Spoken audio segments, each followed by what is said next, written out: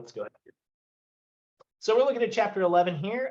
We are looking at subjective data in the beginning, and then we'll move into some of the number-based stuff as well while we look at health, wellness, and fitness assessments. So we want to talk about the importance of assessments. I kind of did that before the recording started, but talk about how we can gather our subjective data, talk about some of our physiologic and body composition assessments. Those are really fun.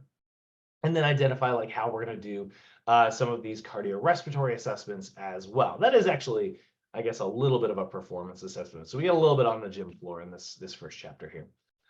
So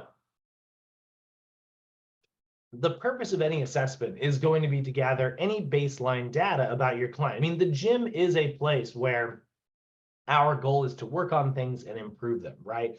It also is an opportunity for us to figure out any of our clients, like medical or physiologic contraindications, meaning like if they have any kind of like condition or injury or anything like that, what kind of stuff we need to avoid. For instance, if you've got a client who is on blood pressure medication and they have hypertension, right? It's really important to make sure when you're training them, you don't change the orientation of their head too often. It sounds kind of weird, but what I mean by that is like exercises where their head goes down and comes up and goes down and comes up and goes down and comes up, kind of like sit-ups actually, is not a really good exercise for somebody like that. Also, if they have hypertension, that means they have a blood pressure problem. So isometric exercises are also probably not a very good idea because those are the types of exercises that increase the pressure inside of our body. So you can't do crunches, you can't do isometrics. How the heck are you going to train this person's core? Well, luckily there are a lot of other options out there, and there are versions that don't necessarily move the head like crazy. There are lots of core things you can do on the cable machine, like wood chops. There's lots of things that you can do in a standing position, right? There are definitely exercises out there. We're going to talk more about that in the special populations chapter, which is like a chapter dedicated to how to make all of these changes. But I need to learn about them before I ever try to implement them. And so that's where like a really good fitness assessment is going to come in, right? It's going to give us these contraindications that we need. And then any other reasons that we happen to have, right? So any reasons they happen to be here to train. Like they're like, well, I'm here to, train for my first bodybuilding competition. I need to get my muscle mass up. I got to get my body fat down. Cool. All right, we can work with that. I'm here to get better at, soccer, right? Like I signed up for a summer league, as a means of getting back into shape.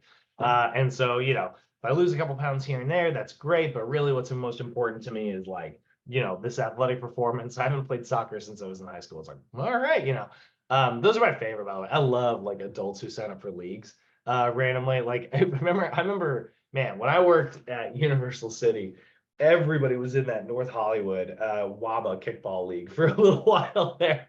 It was so freaking fun. I don't hear about it anymore. Maybe because I just don't train in that area. But man, for a while there, like kickball was like a explosion in the North Hollywood like training scene for a little bit.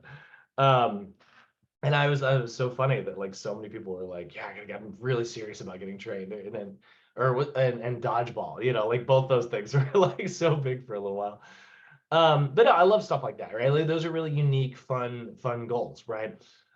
So we're gonna start with like prep screening, right? And what I mean when I say prep screening is basically like, screening is an opportunity for us to like figure out what types of things are going on with our client through like a questionnaire. And the nice thing about this questionnaire is it is something you can send your client the night before in some circumstances. I've definitely worked in gyms. Oh, yeah, sorry. That's a very good comment, Eric. Yeah, pickleball is the new freaking, you're right. Yeah, pickleball is the new kickball and dodgeball. Man, that is like a whole craze. Yeah, my buddy is upset. I've pickleball paddles in my car. I've only played like 2 times ever, but I went out and bought And them. it's so funny because like I'll always get a client that's like, oh, I'm just training for pickleball. I just had a crazy pickleball week. I'm like, oh, I guess that's the new sport right now. Yeah. Man, I worked in when I was in Portland, I had a part-time job at like a PT clinic, and then like my other job was at this like kind of schwancy tennis club. And like I saw that they put in like a pickleball court recently, and I'm still on all their like social media, and it's so funny. Like it looks like it's a war.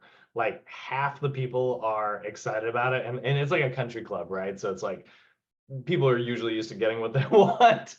And like half of them are like, this is the future. Like we're adding pickleball. How exciting. Like some of our, other members can kind of get into this sport. And then other ones are like purists that are like, this is tennis territory. Get out of here.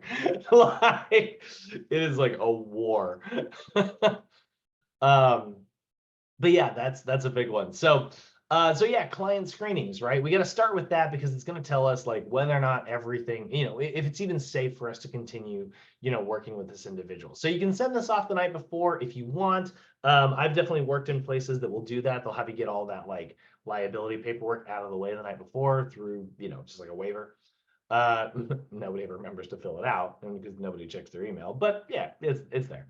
But I don't necessarily recommend that. I really like doing a PAR-Q like in person, just because like you can actually ask detailed variations of questions and kind of get to the heart of what somebody means sometimes.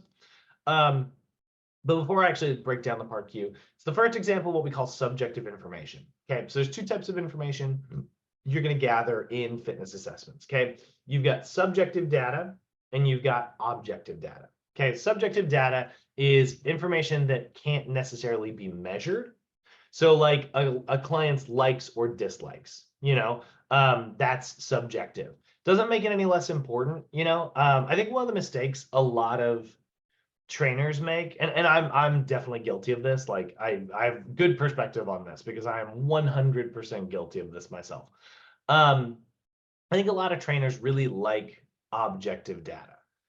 Training it's a number. It's a lot of times it's a number game, right? It's 100 pounds to 105 pounds to 110 pounds, or it's I ran in this, an 8 minute and now I'm down to 750 minutes and down to 7 minutes and 48 seconds, like it's a very sort of number based hobby, and so I think like a lot of people sort of put all their emphasis on like objective stuff as and I got to tell you guys, like the subjective stuff is really, really, really important because while someone weighing 212 pounds is a very good piece of objective data that you can track and measure, and as it changes over time, the subjective hobbies and work experience, likes, dislikes, medications, the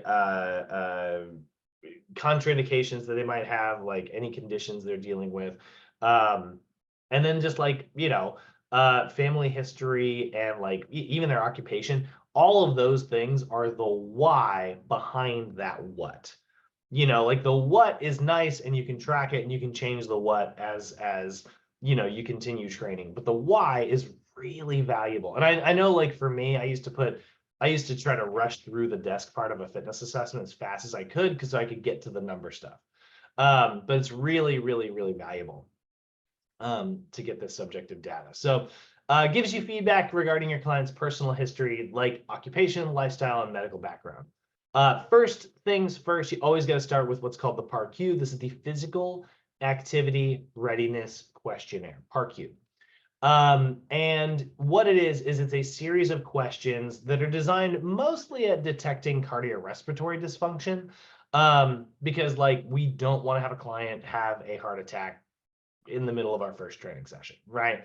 Now, here's the thing, that actually can happen. I'm not saying it's not a big deal, but like if somebody does have a heart attack, if something, heaven forbid, terrible happens during one of your training sessions, you need to be able to prove that you did everything in your power to keep this person safe. And part of that proof is saying like, I took the time to ask them as much as I could and learn things. Sometimes things just happen, so you want to get your PAR-Q not only because it is important to make sure that you can keep someone safe, but also legally it's a very smart way to protect yourself.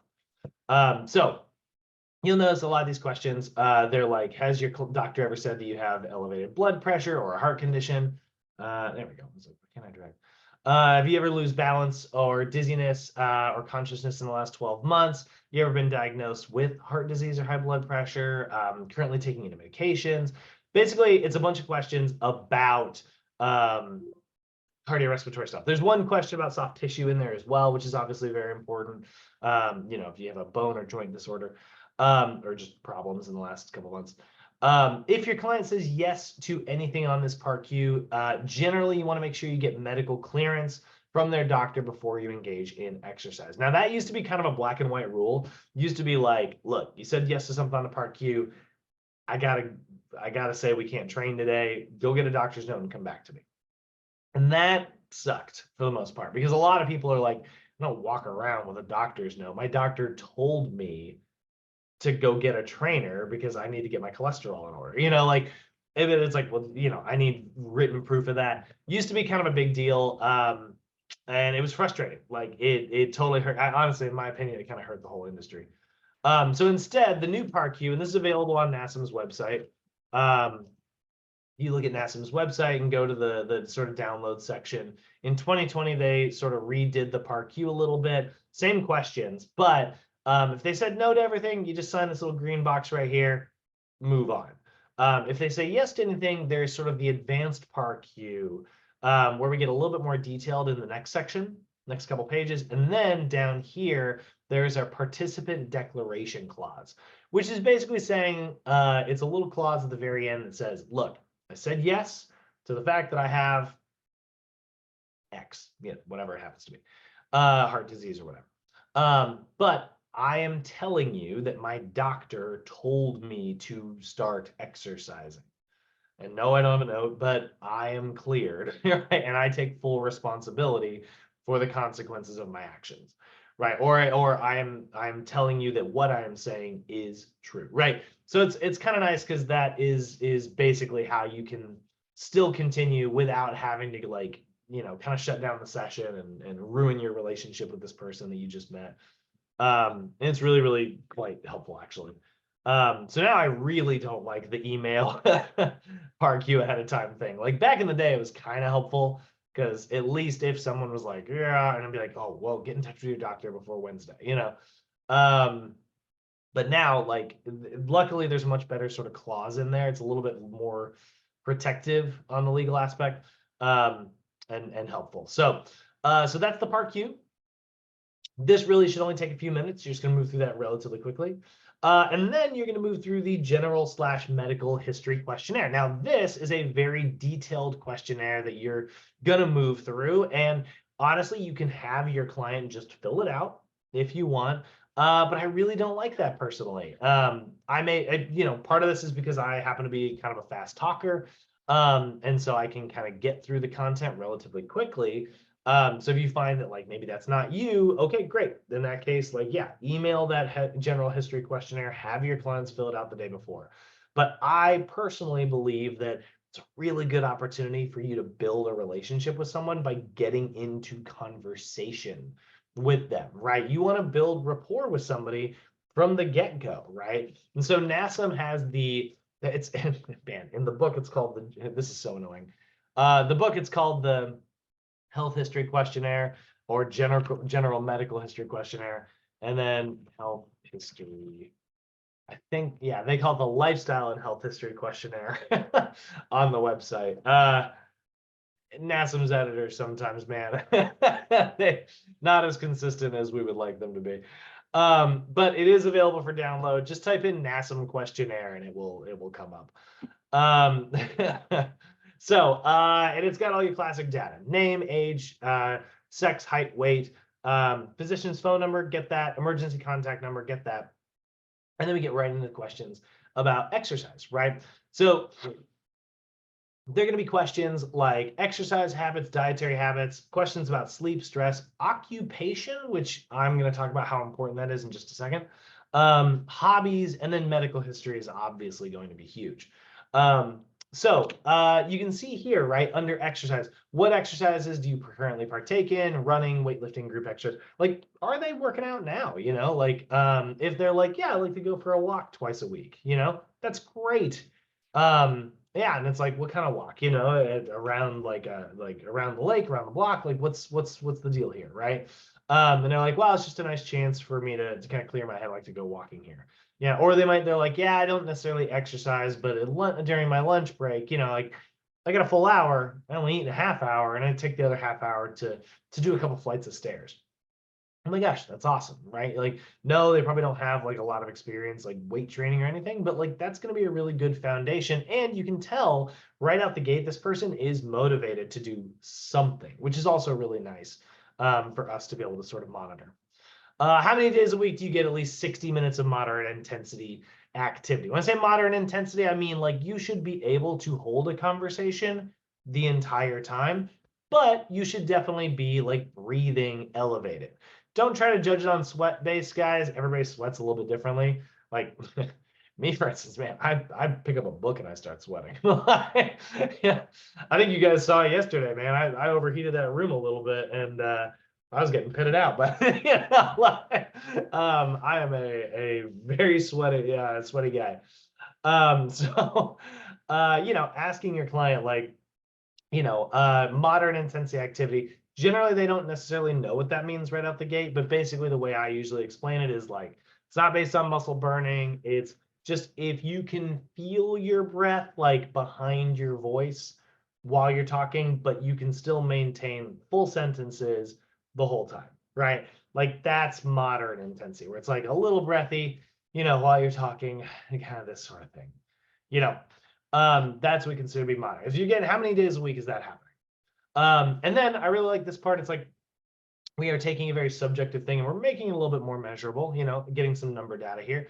0 to 10, how important are the following goals? Weight loss, muscle gain, sports performance, health improvement. Those are usually the 4 big things that NASM tends to focus on. There's definitely other goals out there,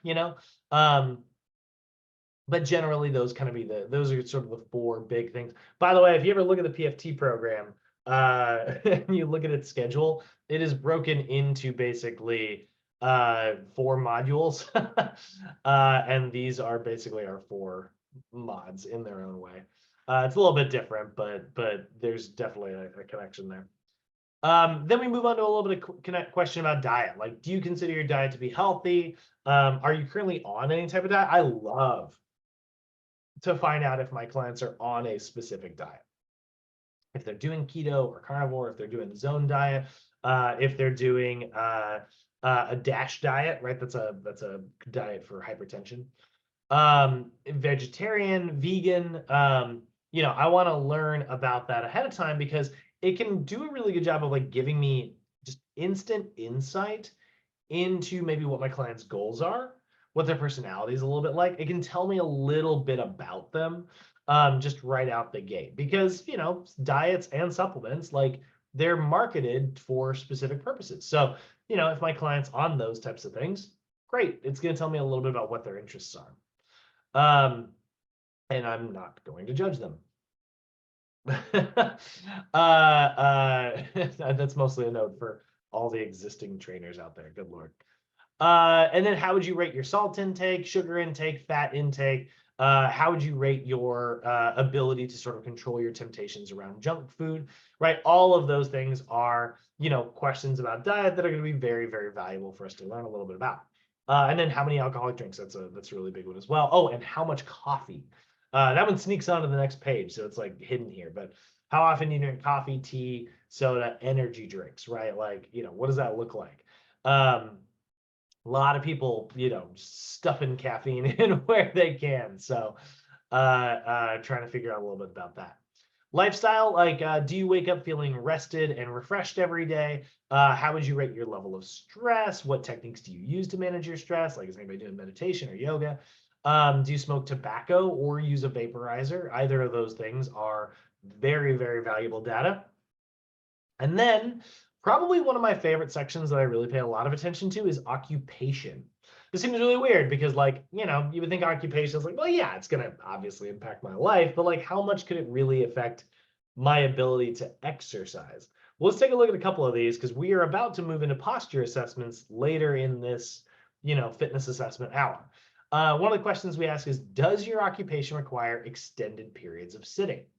This is a really valuable question, guys, because two things. One, if you are sitting, it means you are in a hip flexed position for hours at a time, possibly leading to very tight hip flexors and inhibited glute muscles. So I'm probably going to look for things like an anterior pelvic tilt or knees caving in. And now I can pay a little bit of special attention and make sure that I'm looking for those things. Now, I will say, just to be totally fair, and on the flip side of things, if you are looking for something, you are more likely to find it, right? And so again, like kind of goes back to the conversation we had in the beginning of before we started class today. There is the sort of mistake that a lot of people make where like they get, very used to being good at one thing and then they start to look for that one thing. So don't necessarily make that mistake when you're, looking at this, but it is something that can kind of inform, whether or not your client might have that postural distortion. So don't make the assumption that they definitely have it, but be ready to look for it. And then the other thing about like sitting for very long periods of time, it burns very few calories, and so it leads to very low energy expenditure. I've definitely had times where, I've had clients, I put them on like a diet routine, help them out calculate their macros and their nutrients and stuff. And then it turns out like they're just not getting the results that they're supposed to, right? I ran all the numbers, they should be losing weight, the math's not working, the math is not mathing, and it's like, why isn't this working? And then I kind of revisit, it's like, tell me a little bit more about your job. And it's like real sedentary, or real stressful. Both of those things are absolutely going to throw off like your stress and cortisol levels and lead to very low energy expenditure. So the formulas that I use to calculate how many calories you should be eating might not be calibrated. They might be calibrated for somebody who is medium active, so it's like, oh, all right, we got to make a small adjustment. Now I will say, just pro tip when it comes to adjusting, do not make, giant swings. Don't be like, all right, well, that diet wasn't working. Let's drop your calories by 500. That's a huge swing. I usually will make an adjustment of maybe 1 to 150 calories per week and see if that adjustment is taking place. That's where I do kind of disagree with our guy from Crunch yesterday. He was talking about like only weighing yourself once every 2 weeks. I do think it can be very, very valuable to weigh yourself once a week, because it's a really good way to kind of track your progress, especially if you are trying to make these adjustments. However, I don't make adjustments based on 1 week's data. That's a super small sampling size. So I usually will weigh it every week, but then pay attention at the end of 2 or 3 weeks. And then that's where I'll make my judgment changes. So I half agree with what he was saying yesterday. Okay, and there we go. Trainers we're like, very catty. We love to disagree with each other. Does your occupation require repetitive movements? That can tell me, that can explain sometimes. You would think like if you were a painter or a construction worker, where you do a lot of overhead movements all day long, you would think that that would make your shoulders really flexible and really strong. Kind of has the opposite effect, actually. Starts to kind of tighten up and you actually lose, lose mobility. And so then people will sort of find other ways. You can see I'm sort of arching my back to raise my arm overhead rather than just reaching my arm overhead, right? Or I might start elevating my shoulder rather than being able to keep that depressed down at my side as I reach overhead, right? So repetitive movements can also result in postural distortions. One of those repetitive movements, by the way, that isn't like called out here directly, but I will tell you, you should totally ask your clients about. But it's not an occupation thing, but I will ask my clients, speaking of repetitive movements, do you find that you sit into one hip, which is a terrible habit? And what I mean by that is like, do you do this? Lord knows I do. Good Lord, this is bad for us. And yet, this is definitely the most comfortable way to stand. But it is a great way to develop that asymmetry. So we are, I do advise you to ask about it. And then, do you wear shoes with an elevated heel? This is so funny, but it is a big deal, right? And I don't mean like high heels. I'm not talking about wearing, pumps. I'm talking about wearing like men's dress shoes or just like anything with an elevated heel, even friggin' Jordans, man. These friggin' shoes, will sometimes have all this padding on the back. Look at this monstrosity. And by the way, I'm making fun of this now, but like I was obsessed with these when I was a kid. We did not have the money, to afford. I used to actually make the joke all the time. Like I didn't have enough money to afford air bubbles in the bottoms of my shoes. Even though they were so popular amongst kids my age, like when I was growing up. And it was like my favorite thing is like it's like like we're so poor we can't afford air bubbles. But no, you see like this huge elevation here. And man, I wanted Jordan so bad when I was a kid, but you know, they're bad for us. They kind of put us into plantar flexion. If you're wearing shoes for 10 hours, you're in plantar flexion for 10 straight hours. No wonder so many of our clients have limited dorsiflexion in their posture. Elevated heels put you into plantar flexion, and it reduces your ankle ability to dorsiflex, and also just like changes your balance. It's a lot of problems. And then does your job cause you a lot of stress and anxiety? We kind of already talked about that, but that can lead to respiratory problems, strengthening the, rounded shoulders and strengthening all those secondary respiratory muscles, which sounds really good. It's like, yeah, stronger muscles. But those are the ones that make us breathe like this, which raises our stress, vents CO2 really rapidly, and lowers our CO2 levels, which kind of sounds good, but that's actually one of the things that can trigger a panic attack. If anybody in here has ever hyperventilated or had a panic attack, it is oftentimes because you don't weirdly have enough CO2 in your blood, not oxygen. Feels like you can't breathe, and it's because you can't. But basically what's happening is there is not a gradient between the amount of CO2 in your blood and the amount of oxygen in your blood. And we want oxygen, primarily to fuel our body, but we actually have to have that CO2 in there. It's one of the reasons why breathing into a paper bag helps so much, because when you breathe into a paper bag, it traps all the carbon dioxide that you exhale, and then you re-inhale it. Standard atmosphere only has, I think, like, what was it, 8%? Oh no. How much? I'm supposed to know this. Is in the atmosphere. Yeah, 0.04%. So like, less than 1% of the atmosphere is CO2. So you breathing into a paper sack traps all that CO2 and puts it back, reintroduces it to your body and gets your levels back into a gradient. And now you can bind oxygen to your red blood cells again. So breathing like this is very, very, very, very bad for you. I always think of like Ghostbusters, right? Like when she's on the bed and she's like breathing all crazy. That's a great example. Don't breathe like that. And then hobbies, right? Lifestyle, we want to know a little bit about like our lifestyle and hobbies. These are also really good ways to get to know a little bit about what your client likes. If you happen to be working in a gym where you are also like fully in control of everything, really great place to throw in a question that is not on the questionnaire about hobbies is like, what's your favorite music to work out to? If you get to be in charge of the playlist, go freaking change it to what your client likes. It will instantly endear them to you, not to mention, like, it's a great way for you to get to listen to some new music, which is also kind of nice because that's always fun. So recreation, like golf, skiing, things like that are very physically active, but also like traditional hobbies, fishing, gardening, if you do like listening to music, right? I will say that last one sometimes does backfire. You'll get some weird music options every now and then. You're like, oh gosh. And then you play it, and then there's like the clients that are randomly in the corner, and they're like, who put this on? And you're like, it's me. I'm the problem. It's me. Actually, I imagine that would be a great workout song. So then you've got your medical history. Now, this is probably, in terms of level of importance, at the top. I really love postural questions personally. I think they're my favorite. But in terms of like level of importance, that's funny.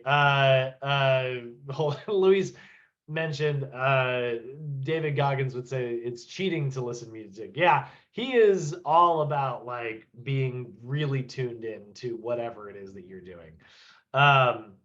It definitely depends. If you are a world-class athlete, the way that guy is, and he, make no mistake about it, is a world-class athlete, Yeah, I would say like if you're trying to get focused, I had the same advice actually when I was in high school. Because I like saved up my money, and I got like a CD player, and I had just joined the cross country team, and I was so excited to be able to like have my headphones and listen to this like skip resistant CD player that I had bought, and like my cross country coach was like, "Nah, you gotta zone in. The music takes you out of it." And I was so mad about it. But he was right, man. Like I definitely would run much better on days that I was like focused and like centered in.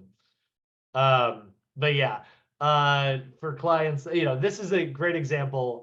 This is a great example of one of the things that I talk about sometimes when it comes to exercise, which is like, do you aim for perfect optimization? That is like, every study says this is the best way to do things, and like they've measured it in labs and they've seen it 10 times.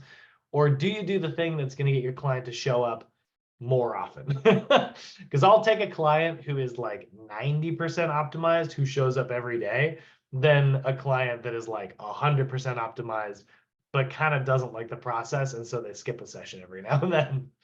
Ideally, we'd be 100% optimized and always show up, but willpower is exhaustive. But yeah, that's a really good point. That's fun. Medical stuff, right? So medical stuff, we want to know about any of our clients' past musculoskeletal injuries. That can tell us what to focus on, especially because like, you can start to sort of see trends.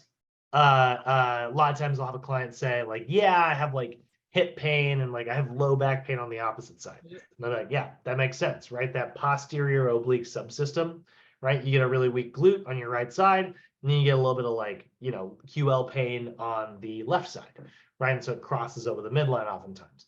I love to blow people's minds with that when they'll list out any of their past musculoskeletal injuries. And I'll be like, what about like ankle sprains? Have you sprained your right ankle? And they're like, well, yeah, but like 10 years ago. And it's like, well, it may not necessarily be actively bothering you right now, but one of the things that we often see is that a right ankle sprain leads to right glute weakness because you spend 6 weeks limping, you spend 6 weeks not pushing into the ground. So your glute gets sort of deactivated and your left glute is doing more work than it's supposed to. That travels up the kinetic chain, and that's oftentimes why people will have left low back pain in regards to right glute pain. And right ankle sprains can sometimes be the cause. The lady who taught my NASA workshop, her whole master's thesis was about how a right ankle sprain can cause left shoulder impingement, which that is far away. But it just goes to show you how connected the kinetic chain is.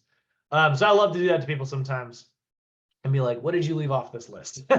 Because good Lord, people will leave stuff off the list. They'll be like, this is no lie, by the way. I had a client, went through the whole PAR-Q, and they had kind of an interesting personality. They seemed really grumpy the whole time. And I was like, oh, it's just how they are, whatever. And I'm like training them, and like I had asked them about their injuries, and they were like, if I get through my assessment really quickly, I'll take them back to the gym floor and we'll do something a little bit more challenging. And they were talking like we're there and we're training, we're doing this, and like the whole time I see this person like grinding their teeth, and I was like, hey, like you don't want to quite hold so much tension in your jaw, like I know this is tough, this is hard, you're pushing hard and stuff, and you're focused. Try not to like clench your jaw. The last thing you want to do is like chip a tooth or something. And I'll say that to people all the time. By the way, I've done it myself. Actually, I have chipped a tooth doing that, which is why it's important to me. 19-year-old me, missing a piece ever since. But I bring this up, and this guy goes, "Oh, well, yeah, I had my wisdom teeth pulled yesterday." It's like, what do you do? First, what are you doing here? Like if I had my wisdom teeth, I'd be in bed right now. Like, that's painful, man. But yeah, like, and it didn't make it, they didn't put it on my form, because yeah, they didn't think it was relevant to lifting weights.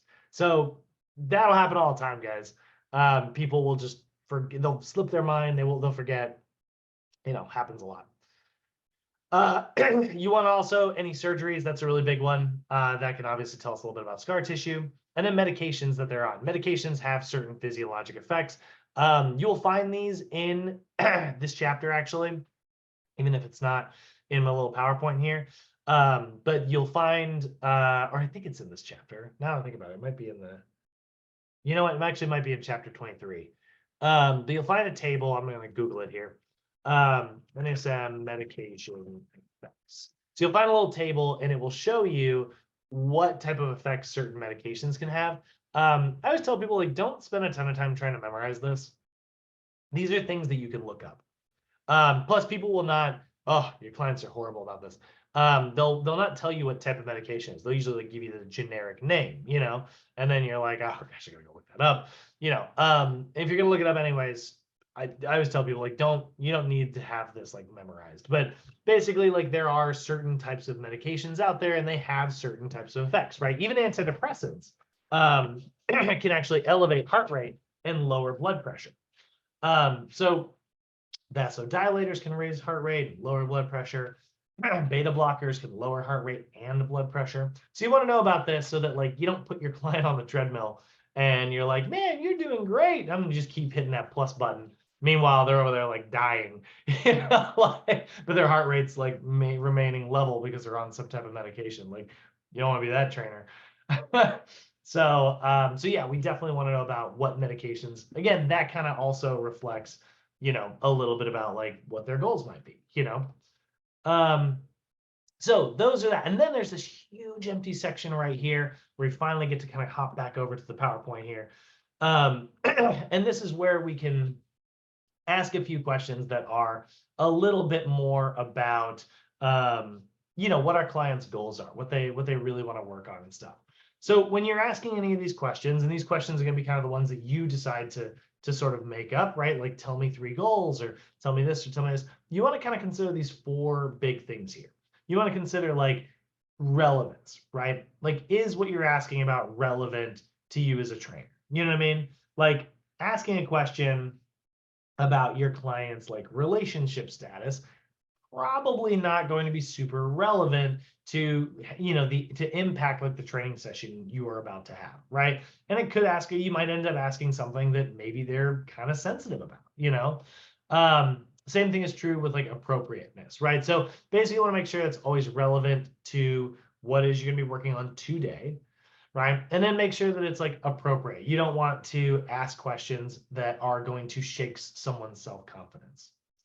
You also want to make sure that your questions, there is validity behind them, which means basically if you are doing something like, you want to make sure that, like, if you're choosing a question to ask, or you know, if you're choosing a fitness assessment to do, it might not necessarily be valid to like there are some tests that are like out of popularity nowadays. The example they actually have here is the sit and reach test. Sit and reach test is that one where you put your feet against a box and there's a little ruler that comes out and you reach as far forward. The thing about that test is it's really easy to cheat. Like, it seems like it's a really good hamstring test, right? Like, let's see, sit and reach. You know, looks like it's a really good way to test hamstring flexibility, right? But I mean, you can roll your shoulders forward like crazy. You can like bend your spine like nuts, you know? So this test has kind of gone out of style over these. I remember doing this. This was part of the Kennedy fitness assessment back in school, you know? Actually, sorry, I didn't do the Kennedy fitness assessment, but we had the whatever variation in the state of Oregon. But yeah, like, that's, you know, that test has lost its sort of validity over the years. And then the biggest one, and this is huge, guys, always consider this, always think about this whenever you're doing any type of assessment, not just this interview stuff, but what we're about to move into, reliability. You gotta be super consistent about how you do your fitness assessments. So take your blood pressure on the left arm, always, right? No, they're probably not likely to, you know, have a different blood pressure in their left arm and right arm. If they do, you know, call Area 51. But like, if I'm saying heart, but I said blood pressure, sorry, heart rate. You know, take your heart rate on the same side. that's not about the idea that like, you know, their numbers are actually going to be that different. I don't think that that was the case, but I do believe that like, you know, it is closer to the left side. That's why we always do the left side. But also like there may be a difference. If they're very right-handed, they might have more muscle here, and it might be harder for you to feel their actual pulse. So you might lose it. You lose a beat here, you lose a beat there, your number is slightly off, and it makes their heart rate look like they're doing worse, right? So we don't want to do that. We want to make sure that like we're always testing. We're going to talk about circumference measurements in just a second and how to use a tape measure to measure like someone's inches as they go down. The ones that, you know, you often find,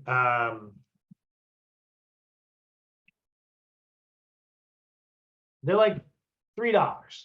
You get them on Amazon, and honestly, they're fine, guys. I don't, you know, I'm not saying they are the end of the world, worst thing in the world. Where's the really simple ones? Yeah, there we go. Look at this. This doesn't have, you know, it's just a thing that rolls up. You know, you roll it around.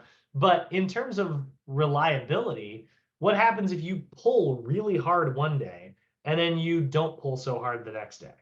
And then it's like, oh, it looks like you went up 2 inches on your waist. That would be a huge swing, by the way. Yeah, that means that like you were not reliably doing this. So it is definitely a little bit more expensive, but buying one that's called a Gulick, I don't know what it's called. I guess it's somebody's name probably. But this Gulick tape measure here, if you look carefully, that's impossible to see. So the way this works is it's like a little tube, looks something kind of like this. And then what you don't see inside the tube is like there is a little coil back here, like a spring. So it's always going to have the same amount of tension in it. And then that spring is tied to two little balls. And that what you're going to do, then the tape measure comes out from here, right? So this is where the sort of tape measure actually begins, right? So it would look kind of like that, and you know, 1, 2, 3, right? So there's our tape measure, right? So what you do is you pull on this tape measure, and that's going to pull on this little spring here, and you pull it until these two balls, like they're gonna, you know, this whole thing's gonna stretch this way, and you line it up. You line it up to where the ball, you can see the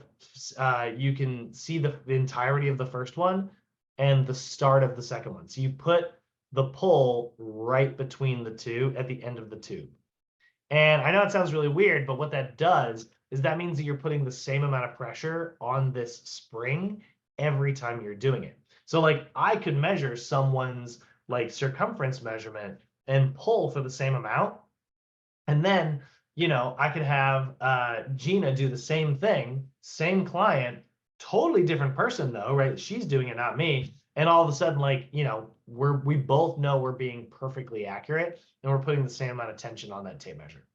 So these are like $30, which is a crazy amount of money to spend on like a little tape measure. But it makes you perfectly accurate every single time. Always make sure that you don't you know, pull too hard or too little on your circumference measurement and like shatter your client's confidence for the day. So that is huge. All right, so that is our subjective stuff for now. Any questions on any of that before we move into objective? Is everyone feeling pretty good? All right. Let's give you guys a few minutes, and we'll come back. Let's see, we'll be back at 9:52. Sounds good.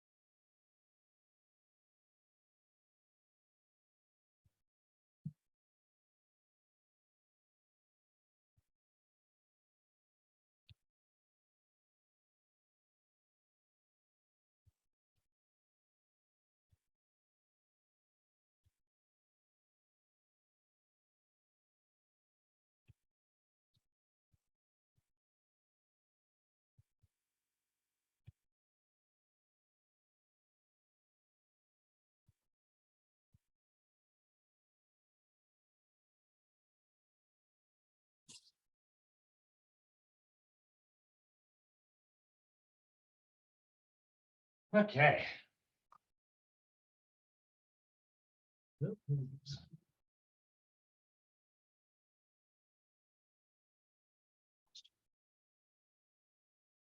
No, we didn't. Sorry, Dina. Who did we lose? Lost somebody.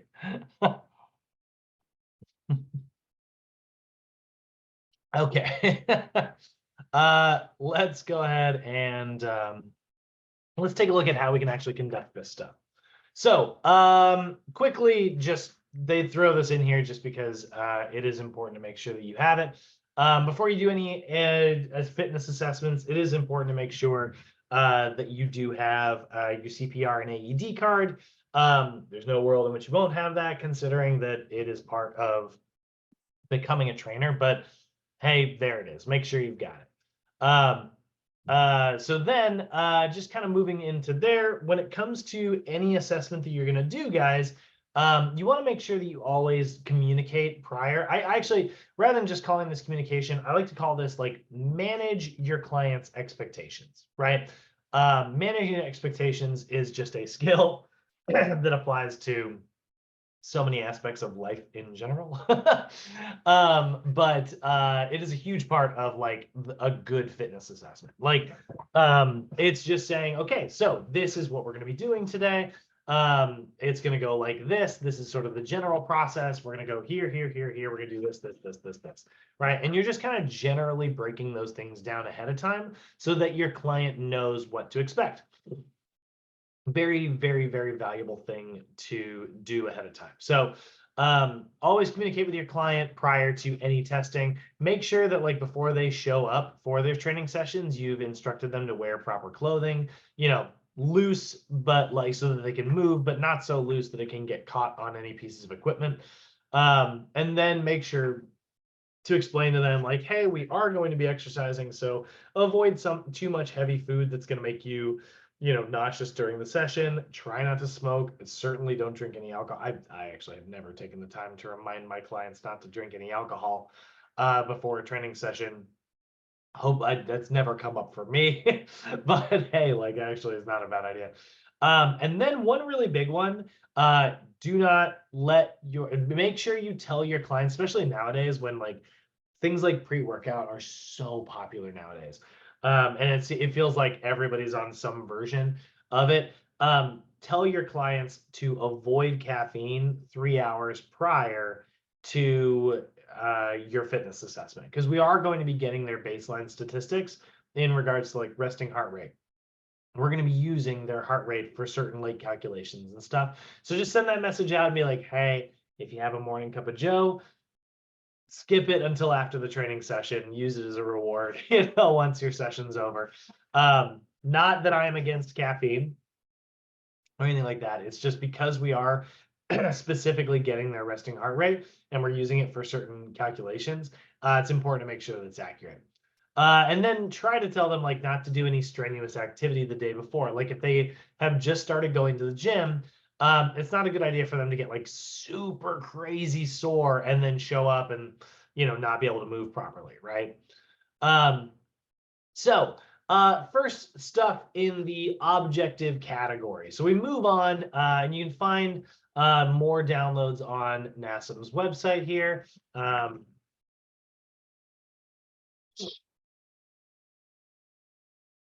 Under their sort of downloads tab, you'll find, by the way, there's a lot of free webinars and stuff like that. It's really great. Under the assessment forms, we do the Part Q, we do the lifestyle health history. It goes right into body composition, but the next thing you want to do is gather a quick little bit of data about cardio. So I don't want to take them into their cardio assessments just yet, but you want to get their resting heart rate. Now, resting heart rate is ideally taken, you want to do it like 3 days in a row before your feet hit the floor. You know what I mean? In the morning, like as you're rolling out of bed. That's like the really good resting heart rate, but we're not going to get to do that. So instead, you want to, just like at the doctor's office, have your client sit for 5 minutes and then get that resting heart rate. So generally, NASM is going to recommend that you use the radial pulse. That's going to be 2 fingers in line with your thumb and index finger just above the wrist, right about here. So you are going to count that. You can do 10 seconds times 6. You can do 6 seconds times 10, although I don't really love that one for a resting heart rate, just because we want to be fairly accurate. 15 times 4 is my favorite. 30 times 2. I don't care what formula you use, but you need to make sure that you are getting their resting heart rate, whatever number it is, in 60 seconds, right? So once it's identified, you're going to count that pulse, get the number of beats in 60 seconds. On average, that's probably going to be about 70 for most men, about 75 for most women. If it's lower than that, great. And by the way, that I get a lot of people like in class sometimes who are like, what? Remember, this is personal training school. If your resting heart rate is below that, that's a good thing and not surprising. I got a lot of students sometimes who are like, that's not average. It's like, well, actually, it kind of is. So make sure that you do that. If you are doing blood pressure testing, which isn't very common in gyms anymore, slap that onto the left side. Again, they're still sitting, they're still resting. They've been sitting the whole time you've been doing this Part Q and medical history questionnaire, interview, right? So get that resting heart rate, get that blood pressure. There's a couple different methods out there. You can use the classic sort of traditional cuff, or if you guys want, like, there's nothing wrong with the electric ones. They're not perfectly accurate or anything, but they're way, way, way more convenient. Ideally, their blood pressure should be around 120/80, right? Like that's kind of a classic heart rate. If it's as high as 140/90, that tells us that they might be hypertensive. And then if their blood pressure is greater than 180 on the top number or greater than 120 on the bottom number, unfortunately, that means that they really should not be exercising today. They really need to go see a doctor stat if that is the case.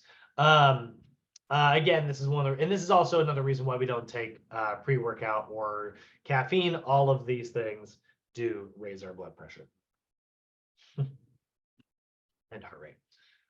So then we move. So once we've got that, once we've got their heart rate, if you want, what I like to do is calculate some target heart rate zones right out the gate. And there's a couple different ways that you can do this. We're going to see this formula stuff actually show up on the cardio day, more so than today. So I'll move through this part of the notes quick, but I like to keep it in here because personally, I think this is the best place to do it. So once I've got my client's resting heart rate, now I can also figure out their target heart rate. You can see that on the assessment sheet right here, right? We look at the assessment sheet right here at the top. It says, resting heart rate. And you can put that number down right here. And then it has heart rate max as an estimate, right? Now the heart rate max as an estimate just means it is 220 minus their age, okay? So the max heart rate, guys, is always the number 220 for every client, I don't care who it is, minus their age. Or you can use the slightly more accurate in athletic populations, but only in athletic populations, formula, which we call the regression formula. And this is 208 minus 70% of their age. So if they are 50 years old, 70% of that would be, good Lord, why did I make myself do math? 35. So 208 minus 35, that would give us a max heart rate of 173, which you can see, right? Like if they're 40 years old, 220 minus 40, their max heart rate was, oh, I did that number wrong. Sorry, I did, it was supposed to be 208 minus, yeah. So 173 versus 180, right? So that's pretty close, right? Which one's more accurate? Well, in a normal client, I will usually use the max heart rate formula, 220 minus their age. If my client tells me that they exercise regularly or they are an athlete, I'll use the regression formula. But either way, you can calculate that out now. Now, with that, you can use that to calculate out their target heart rate zones, which unfortunately they took that off the friggin' they took that off the cardio assessment sheet. But target heart rate zones are also going to be a little bit more relevant to our cardio chapter tomorrow. But there's a couple ways you can do this. You can take 220 and you can take their max heart rate and multiply it by a straight percentage. So if I wanted my client to be at 70% of their max heart rate, let's say they're 35 years old, 220 minus 35, that gives me 185 times 0.7, that's 70%. Target heart rate of 129.5, aka 130. Piece of cake, right? It's good. It's not perfect though. The problem with this formula is that it assumes that every 35-year-old on the planet is the same at the same fitness level. So I like the max heart rate formula, but it's not perfect, right? You can see here I put an example, 33-year-old client, and they wanted to be somewhere between 65 and 75% heart rate max. That gives us 122 over 140. A formula that I like a lot better is called the Karpinen formula. It's a little bit more complicated, but it is going to take into account their resting heart rate. And we know an individual with a lower resting heart rate is in better shape. So I love to calculate this out right in front of my client. It's really easy. There are a lot of calculators out there, but if you literally Google Karpinen calculator, the first result finally got moved down, but my favorite is the third result. This briancalkins.com. I have literally been using this since 2007. So you enter your client's age. Let's say they're 33 years old, and you enter their resting heart rate. Let's say you tested their resting heart rate of 75 beats per minute. Hit calculate. There's the old numbers, right? 122 to 140, like we saw up here, right? There's the old numbers. But now that I took into account their resting heart rate, those numbers have shifted slightly. So the Karpinen method, we're going to see is 148 to 159. Very, very different workout for this client. So I love to just pull this up in front of my clients and then write out these zones really, really, really quickly and be like, all right, so if you're trying to go for like a long, slow jog, I want you to be between 148 and 159. If you're trying to get your heart rate a little bit out of breath, if you're trying to get to where you're like a little bit out of breath, then you're going to need to sort of do medium sort of waves, like 1 minute on, 1 minute off. Then you can go anywhere between 148 and 159 when you're recovering, but anywhere from 159 to 170 when you're in a hard interval. And then if you're trying to do sprints, anywhere between 170 and 181, recovering back to 148 to 159. So I love to like give my clients these zones and then just give them a really brief example of how that information is valuable. even though I'm not writing them a specific cardio routine right now, just so I can show them that and it's on the sheet and they go, wow, that's really valuable. And he was able to do that in 20 seconds and explain it in another 1 minute, you know? And it's just like a really valuable thing to kind of show your client out the gate. So I like to put that in here. I know it's not, directly right there. So then we move into our body composition assessments. Now, body composition, there's a lot that goes into this, right? There's a lot of different methods. The first one we're going to see is the body mass index. Again, that's that formula I told you guys you do want to kind of get memorized. It is that weight in kilograms divided by height in meters squared. So BMI equals your weight in kilograms over your height in meters squared.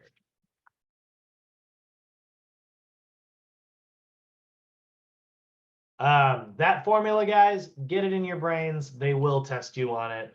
I don't think it's that valuable, personally, but they do like to test you on it, so it's valuable for us. So there's our formula, right, for the BMI. Then we've also got circumference measurements. We're going to talk about like how to gather those. Skin fold body fat testing, which is totally out of style nowadays, but still makes it into the textbook. Bioelectric impedance, which is what you'll probably use. And then we'll talk about hydrostatic weighing, which is my favorite. It's very, very cool. So body mass index, again, that is your weight. That's your mass. Weight in kilograms divided by height in meters squared. If you do want to use the American formula, it's your weight in pounds divided by your height in inches squared. And then you take whatever number you get. It'll be this really weird small decimal, really long, like 0.07. Multiply that whole thing by 703. And trust me, it'll come out to a normal number in the end.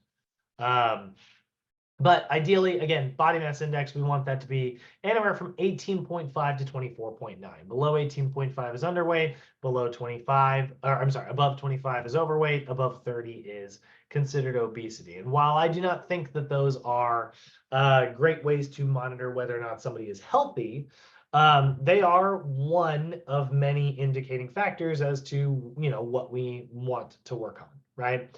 So while I would never consider someone to be unhealthy because their BMI is outside of normal ranges, if their BMI is outside of normal ranges and the rest of this data that we are gathering right now starts indicating that they could be at an increased risk of cardiovascular disease, my professional recommendation would be like, all right, let's start talking about like things that we can do, to work on that body fat percentage, waist to hip ratio and all those things. So kind of getting ahead of myself here, but now, the next one we look at is our circumference measurements. Now, when it comes to circumference measurements, this is actually pretty valuable data because it's going to tell us whether or not our client is a little bit more android shaped or a little bit more gynoid shaped, right?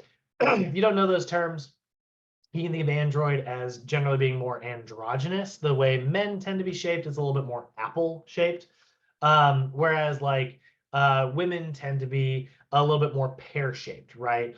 That's actually one of the effects of estrogen. It actually causes more like fat deposits around the hips rather than around the stomach. And that has been shown actually to be a little less risky in terms of cardiovascular disease. So there is sort of a connection here between particularly abdominal fat and certain types of cardiovascular disease. So we measure the waist versus the hip ratio. Now, there are other measurements out there as well. And there's some general rules as well. Like generally, we see an increased risk of cardiovascular disease if for men, the waist measurement is above 40 inches. If women, it is above 35 inches. Again, these are general rules of thumb. Yeah, we see our risk for cardiovascular disease there. Now, the waist to hip ratio, these are some numbers that unfortunately you do kind of want to get into your brain and memorized. Oh, I forgot my circumference. I forgot this PowerPoint's backwards now. Sorry, I just realized I have my slide. My notes are backwards to my slides. I'm using notes from the last time I did this, and because the info is the same, but they reorganized my freaking PowerPoints. Sorry, right there, moving that to the top. Now we are synced up. Okay, so the waist to hip ratio, ideally we want that for men to be anywhere below 0.95 or lower. And then women, we want that to be below 0.8 or lower. Those are occasionally some test questions that I have seen, and I have had students come back and tell me was on their assessment. So it's kind of a good one to get memorized. It makes a good multiple choice question. Which of the following would be the appropriate range? Blah, blah, blah. So yeah, there's a good test question piece of info there. But again, these are things that, once you pass your test, you don't have to keep them up in the brain to rattle around. You can always look these things up. So here's how we do this. We always measure the narrowest part of the waist. I'm gonna take a look here. We always do the most narrow part of the waist and as viewed from the front. So as you look at the front, if you see the waist come in like this, in that sort of like sideways V shape, you go from the most narrow point. The hips, you go with the widest part of the hips as viewed from the side. So the farthest that their glutes stick out. And that's how you get the waist to hip ratio. So you notice, like, if you sort of look at me, I have that kind of classic like Android shape. There's not a lot of like this coming in here. This is pretty much a straight tube, you know? So like that would actually indicate, like, if I had, a waist to hip ratio outside of normal ranges, my family, my genetics, we do hold a lot of our stomach, we hold a lot of our weight right here, so if I had an elevated BMI, an elevated blood pressure, if I had an elevated body fat percentage, if all those things actually fell outside of normal ranges, I would consider myself, based on how my shape is, genetically maybe predisposed for things like heart disease and diabetes. So those two particular diseases are associated with abdominal obesity in particular. We don't fully understand why, but the prevailing theory is the fact that just because there is fat around the organs, and they just happen to be nearby, it starts to take on these really unique characteristics where, like, the abdominal fat kind of starts acting like its own organ, which is very interesting. Yeah, we don't fully get it yet. That you now know about as much as I do. But like that's sort of the prevailing theory. We just think that, like, and because it's around a lot of your vital organs, it tends to wreak a little more havoc. Which is one of the reasons why men tend to have higher levels of heart disease and mortality compared with women, because generally women are going to have more body fat deposited around the hips. Now, also, those numbers are different for men and women, also because of pelvic size. Women are going to have a naturally wider pelvis, so that formula has to be adjusted. So these are the numbers you want to have: 0.8 to 0.95. Narrowest part of the waist, widest part of the hips. Okay. Now, I will do that in sessions in the beginning, and I'll do that for my clients for a little while. And there's other measurements to get as well. You can do the neck right across the Adam's apple, the chest across the nipple line, or if you're working with like a female client who's particularly like busty, to where the first flat part of the chest. So right as like the breast sort of end and it kind of flattens out around the rib cage there, or the sternum there, that's where you're gonna go. For hips, like I said, widest part of the hips, waist, narrowest part of the waist. Thighs, this is a weird one. 10 inches above the patella. That's what it's going to say in the sort of textbook version. So you take a measurement, measure 10 inches above the kneecap. Here's the thing. Not a lot of people have 10 inches above their kneecap. Like, you're not going to get every guy. So this is a good example of how, again, we go back to the idea of reliability on our tests. If you have a client who's, a little bit shorter, just make sure you write down whatever number you choose. 6 inches above the patella. Write it down so then in the future you don't measure them in a different spot. Calves at the widest part of the calves, that's my least favorite. And then arms at the widest part of the arms. And you can do that either in a resting position, or you can do the sort of bicep flex if you want to. Now, I will tell you, when I worked at Biggest Loser, we actually had a very different process for this that I like way better. I'm just going to show you this really briefly, but it's way better in my opinion. So no matter who the client was, we would, whoops, sorry, one more thing.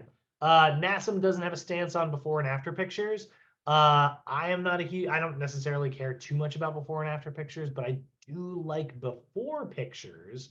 Not so much because I think that like they're the most amazing assessment tool ever, but guys, if you take before pictures, you will have a picture of what your client is wearing, and you can tell them to wear that every time you do assessments, which is really valuable. And that way they don't wear something really puffy, which throws off their circumference measurements in the beginning. Sports bras are all over the freaking place, and they will throw your measurements off like crazy one day compared to the next. So especially with my women client, I always remind them like, hey, do me a favor, try to wear this exact same outfit on Monday when we do our reassessment. And I'll show that, I'll like pull up a picture and be like, there you go. Really valuable, by the way.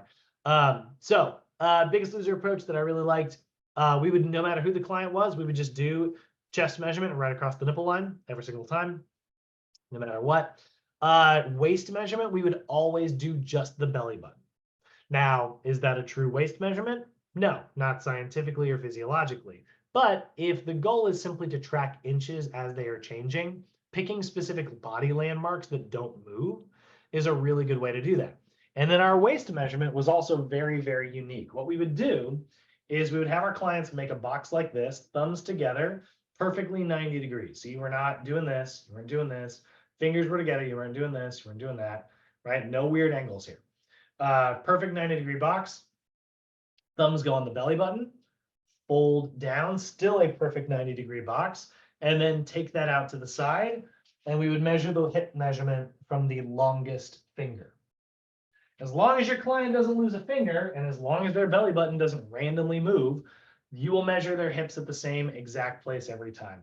The reason we did that is because different trainers would do intake measurements and different trainers would do outtake measurements because it was a shift situation.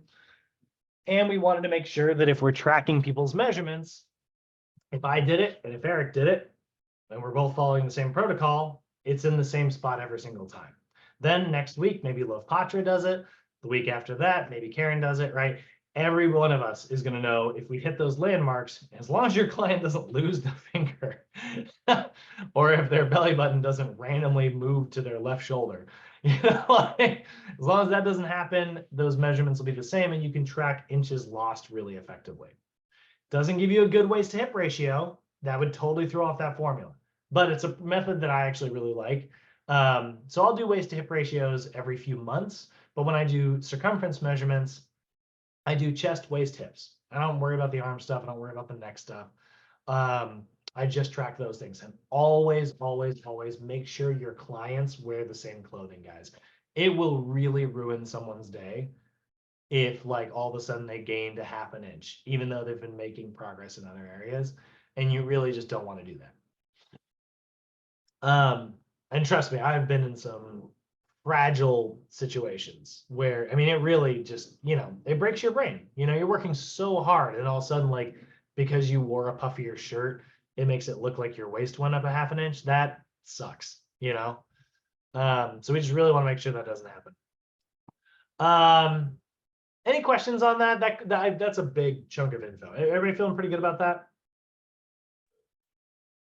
Yeah, that's Federal Credit Union. To look up your account, please say or enter your. Uh-oh, Jen, you double click. There we go. All right. So next one we got body fat testing. These are cool, man. These are kind of fun. So there is these skin fold measurements. Now here's the thing. This has gone almost completely out of style at this point. For the record, it's shockingly accurate. Like, you would think that there'd be a lot of room for error when it comes down to like pinching someone, like, there's a lot of hands-on, but these are very, very accurate actually. There's a lot of different sites you can do. You can see there's about 8 of them, 1, 2, 3, 4, 5, right? They're all really good. There's different formulas out there for them. There's the Jackson Pollock test, which is 7 sites. There is the 3-side Jackson Pollock. There's Dernan Womersley, which was the standard for a really long time. And so that's the example I've got up here. A lot of different methods out there. Personally, I'm a big fan of Dernan Womersley, mostly because like, what a freaking fun name to say. But when you're doing Dernan Womersley, you are going to do it in 4 sites, which are, in my opinion, also the least invasive. So you are going to do biceps and triceps. Both those are going to be vertical folds, halfway between the elbow and shoulder. You're going to do suprailiac, so you're going to go just above the iliac crest. So you're going to, man, I keep putting this sweatshirt back on because it's freezing in here, but I keep needing to take it off. So biceps and triceps is a vertical fold right here. Now, the way this works, guys, I'm going to Google a picture here of body fat caliper testing, and we're going to see 5 versions that are wrong. Body fat caliper. Instantly right out the gate, if I go to Google image search, this one's good. I like that one. It's a really good example. This one sucks. Now, what do you think the difference between this and this is? I'll flip back and forth.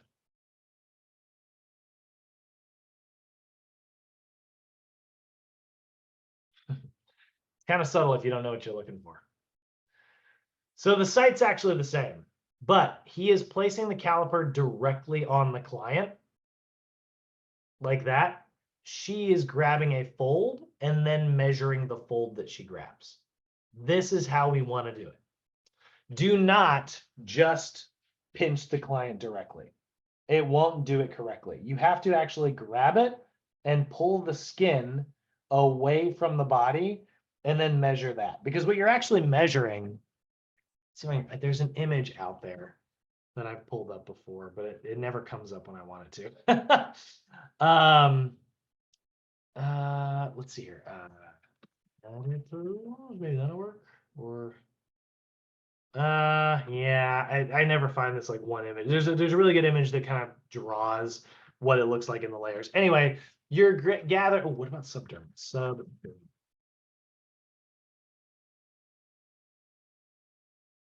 Anyway, there's an image out there somewhere. You are grabbing subdermal fat, meaning the fat under the skin. So think about what you're doing, right? You pinch it and pull it away. Layer of skin, right? Layer below that is fat, and then like some empty space. So what you're doing is the caliper's pushing in and it's measuring how much fat there is. So if you don't pull that away from the body, you might grab extra water, you might grab other material, like you might get muscle in there, right? Like you don't want to just pinch directly. Now, another pro tip, especially if you get the ones that look like this with the spring on them, guys, do not pinch your client, right? And then when you're done, be like, all right, we got the measurement. Go like this. That hurts like hell. So pinch, release, pull away.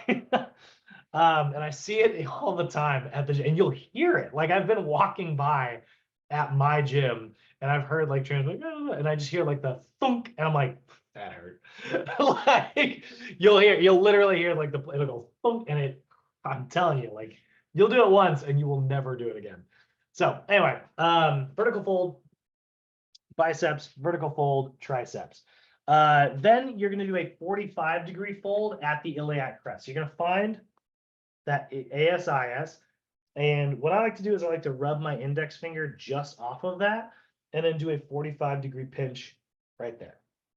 Right. And so then you pull that away and measure with the caliper there. Same thing is true here. You're going to find the inferior angle of the scapula, so that little knob, and you do a 45-degree pinch, roll that finger off, and a 45-degree pinch right there.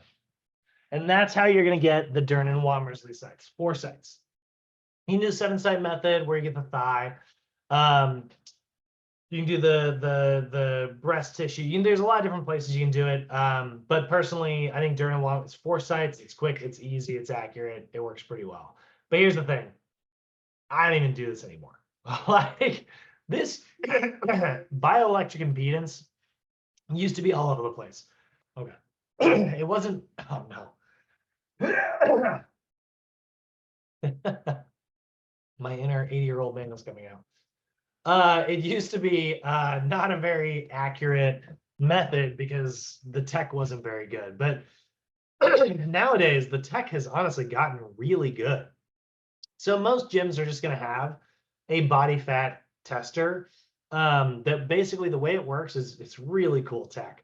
It runs an electric current from point A to point B. So it literally runs a current from here to here. Now, we know exactly how fast electricity travels through water, so we can measure it. So if you tell me you're 180 pounds and I run you through a body fat tester, the tester knows how long it should take for the current to get back to the other side. If it takes slower, it means that something is slowing down the current. You are either made of rubber, which is unlikely, or you're made of like a little bit of body fat tissue, and body fat slows that current down. So the slower the current travels, the higher the body fat percentage, and that's how those machines work. So really kind of cool tech. It is possible to screw around with it though. We actually used to, when I worked at Biggest, we used to screw around with it all the time.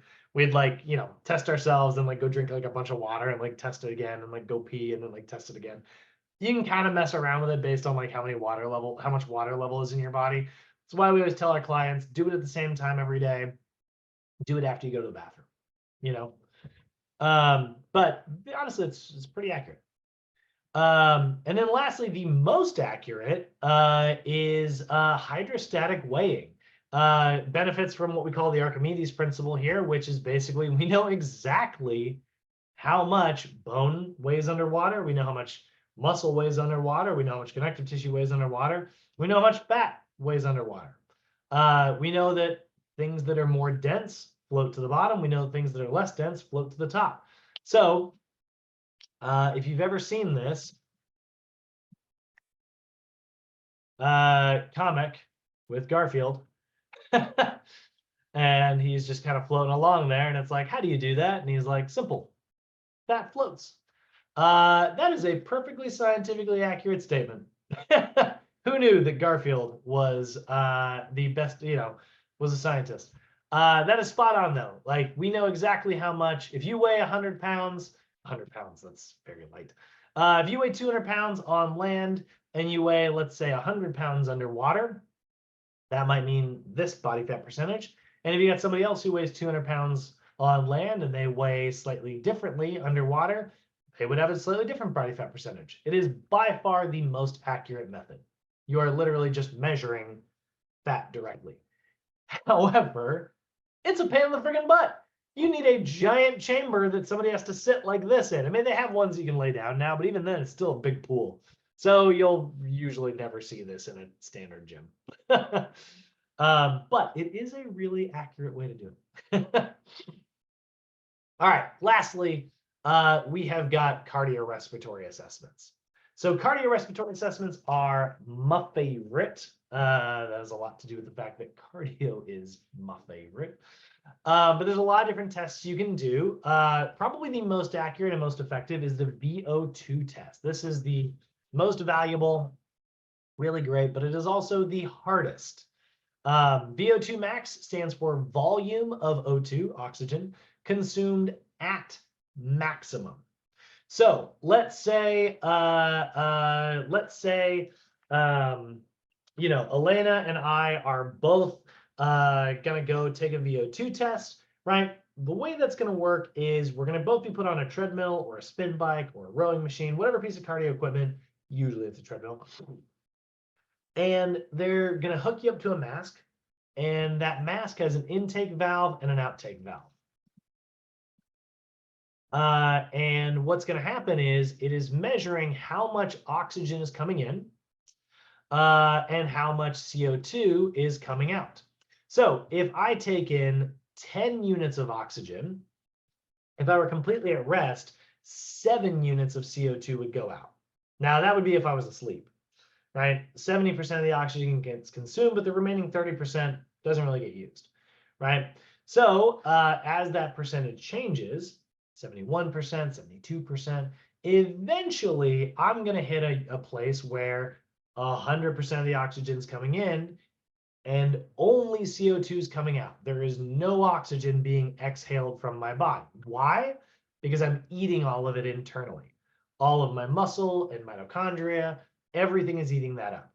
So let's say Elena and I both go get a VO2 test, right? And she gets on the VO2 test and she tests it and she consumes more oxygen than I do, right? What that's going to tell us is that she has more mitochondria in all of the muscle of her body, more maybe muscle mass, more things that consume oxygen.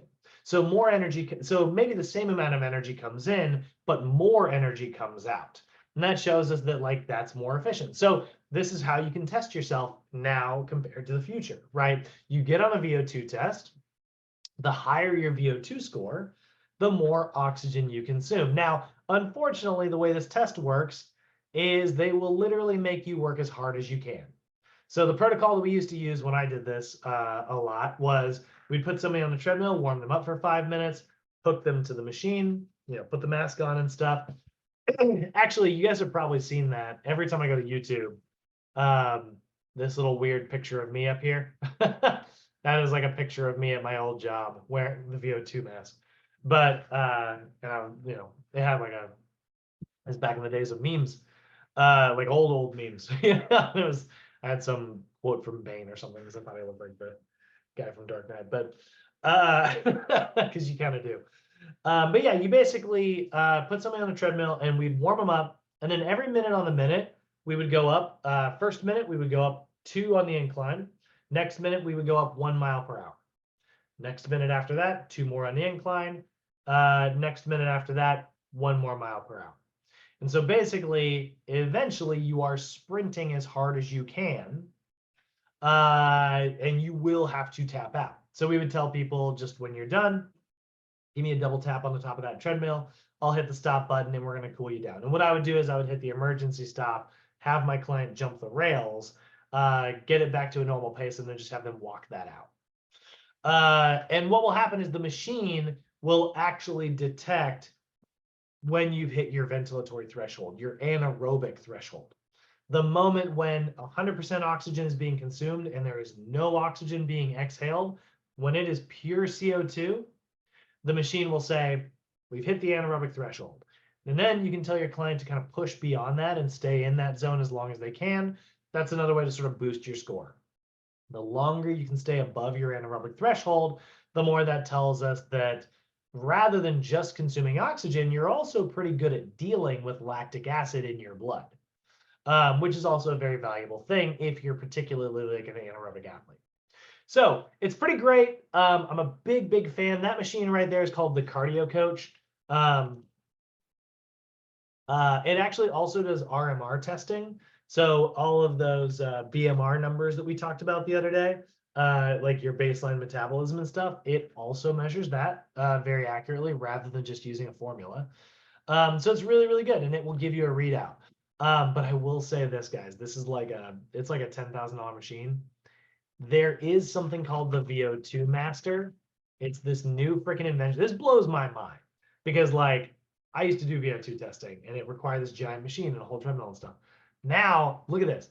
They've invented a version that literally just is Bluetooth. And it's just the mask all by itself and it sends the results to the phone. It's amazing. And they're only like $5,000, which I know is obviously a lot of money. But like this is actually, there are businesses that all they do is like VO2 testing. That's actually the core website, but yeah, there are places that do, imagine like if you could just like bring a treadmill to people's houses or a spin bike, and just like plop it down, strap it on, it's Bluetooth, it goes to your phone, you send them a screenshot. Anyway, I think it's awesome. It's really cool.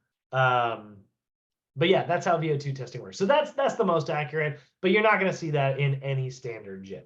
The machine's too complicated. It takes about 20-25 minutes to do the test. But I will say this, in the setting where I used to work, I was allowed to clock out for my lunch break and do those sessions on top of my regular training sessions. And it was pretty great to make just like an instant $100, in 20 minutes. I would do maybe 2 of those, 2 or 3 of those a week, and it was really great, like just extra supplemental income. So if you do find yourself in a gym that has something like that, or if you work in a standard gym and your boss is okay with you, operating something like that and you want to drop the money on it, I think there's definitely potential there. I always like to bring it up, but I don't do it myself, just so you're aware, but it's pretty cool. And we love a fancy machine. Okay, so now there are also like some subjective ratings that you do want to get of your client's cardio. So one of the ways you can do this is you can do basically just a simple stress test.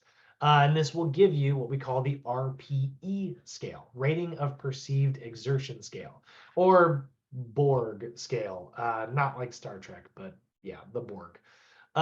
It's the Borg scale because it's named after whoever invented it. But basically, originally it was a scale of 6 to 20, which nobody ever talks that way. But basically, exercise would start around like a 12 or a 13.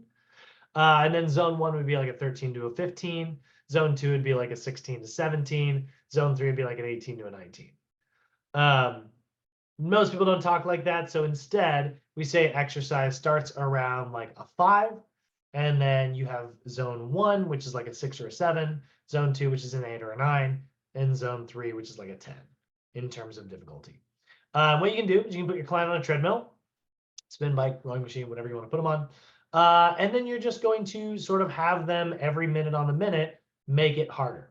And you'll notice every time you make it harder, their heart rate will spike, and then it will actually level out. So it'll go, and it'll come back down just a little bit, and then it'll level, and then it'll go back up.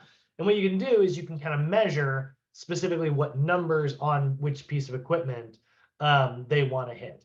Personally, I think it's easier to just wear a heart rate monitor watch and just make adjustments in real time. If you notice you're below the number you want to be at, hit the plus sign. If you're below it, hit the minus sign. You know what I mean?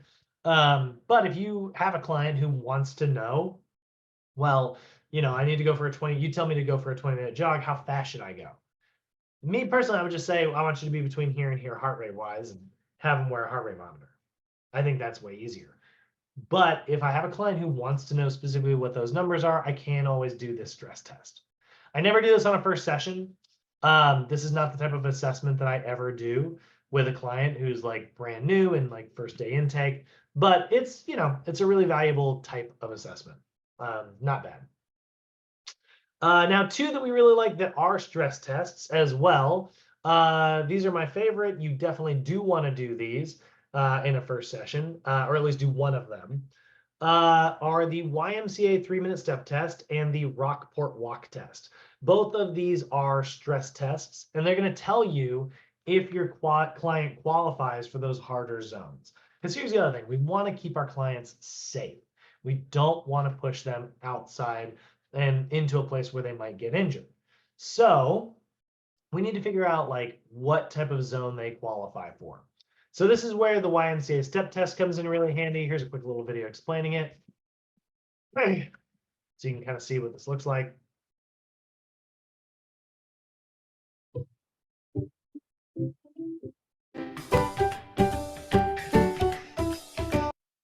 What is the YMCA step test and how can we use it to assess our cardiorespiratory fitness? I'll answer those questions in today's Simple Truth Fitness Minute. First, don't do this test unless you have clearance from your physician that it's safe to do so. The YMCA step test is a measure of cardiorespiratory fitness based on how quickly your heart rate returns to normal after exercise. It consists of 3 minutes of stepping up and down on a 12-inch step at 96 steps per minute. Search YouTube for metronome 96 beats per minute for the right pace. At 3 minutes, you stop and immediately sit down. And for accurate results, within 5 seconds, start taking your pulse at the wrist or carotid for 1 full minute. The simple truth is the YMCA step test is an easy, quick way to measure your cardiorespiratory fitness. More details, including what to do with your measured heart rate, 96 steps. Okay, so you'll notice he goes up, up, down, down, up, up, down, down, right, left, right, left, right. So when you're doing this test, you're going to set up with every client, every time, a 12-inch step, you're going to have them go for 3 straight minutes, and they're going to go at a pace of 96 touches per minute. That's 24 steps, 24 reps per minute. Then at the end of 3 minutes time, they're going to turn and sit and give you their left arm. And then you're going to measure their pulse. Now, this is hugely important, guys. Do not use a modified formula on their pulse. This is about what their heart rate how their heart rate recovers after you put the stress of 3 minutes of stepping on, right? So you don't want to use like a 15-second multiplied by 4 formula, because then you're not letting their heart rate slow down for the remaining 60 seconds. So you have to measure it for a full 60 seconds, because their heart rate's going to do this.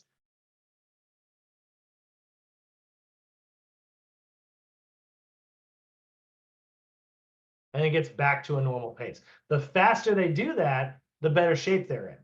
The slower they do that, the more they tells us that we should probably focus on cardio. If they don't get a very good score, we're going to give them a gentle routine. If they get a really good score, we're going to give them a more advanced routine.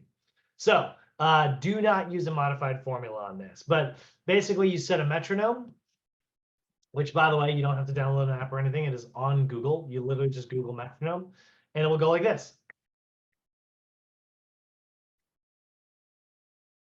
Let's see how accurate I am. Pretty close. But that's the pace, right? 96. So left, left, right, up,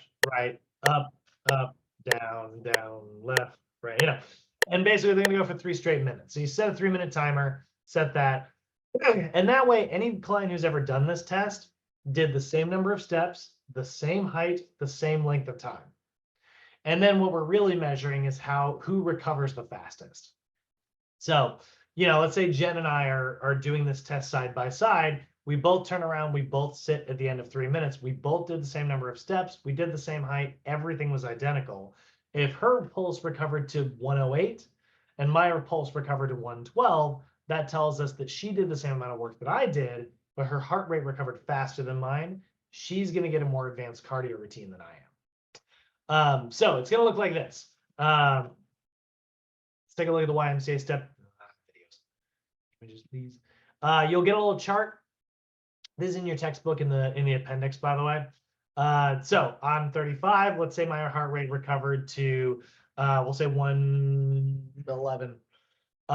So 35, 111. So I didn't do so great. I'm right between average and below average, right? Oh, whoops, that was the women's table. Whoops. Yeah, I did even worse. Below average and poor, right? So these are going to be slightly different depending on like where you recover to, okay? Now, if your client does like below average, they're only going to qualify for working in NASM Zone 1. So you're going to probably keep them at a maximum of 75% of their heart rate max when it comes to writing a cardio routine. Don't push them too hard. Client who might be like average or above average, they might qualify up to 85% of their heart rate max. And then clients who did really good or excellent, kick their butt. Burpees all day. Make that client sprint. You can get them all the way up into that really intense cardio zone. Now, the same thing is true of the Rockport walk test, but it's a little bit more gentle for clients who might have like really bad knee, excess body weight, or anything like that. So the Rockport walk test works a little bit differently, but its purpose is exactly the same. So you're gonna have a client walk. Well, actually, here I got a video. You're gonna have a client walk 1 mile as fast as they can.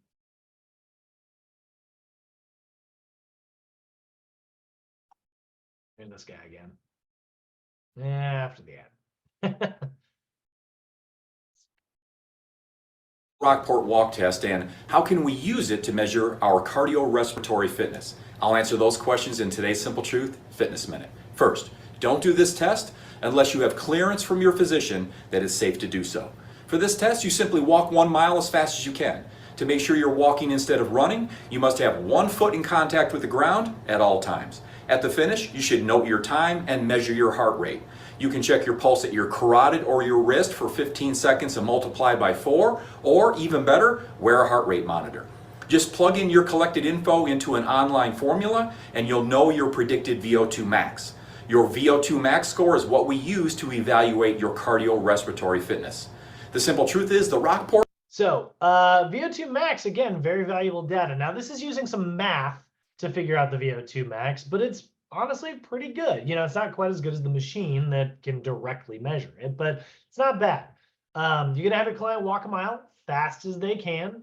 And then afterwards, you are going to take their pulse the second that test is over. Now this, you want to use a modified formula.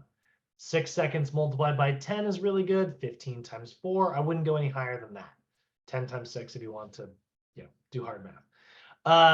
So like this one, or you can have them wear a heart rate monitor, but you do want to know like what their pulse is the second the test is over. These are two very different tests. And basically you just go over here, Rockport walk test calculator. There are apps for this, by the way. Click this, it's really cool. Punch in, so you can say, like, let's say I have a female client, 49 years old, we'll say 185 pounds. And let's say her heart rate was 131 at the end of that test, and it took 16 minutes and 12 seconds, okay, to walk 1 mile. We hit calculate here. She did pretty decently, you know. Her cardio is in a pretty decent spot, fair, right? So she'd probably qualify for a zone 2 cardio routine, probably not a zone 3 though. Her VO2 max is around 26. It's pretty good, you know. Now, let's say, you know, I train her for 4 weeks. We've been working on her cardio. She gets a little bit better. We retest the Rockport walk test. Maybe 4 weeks later, she's even dropped a couple pounds. We'll put her at 181. And at the end of the test, her heart rate's down to, let's say, 128. You know, not a huge difference there. Because again, you could also walk faster. And that's the thing, you can't cheat this test, guys.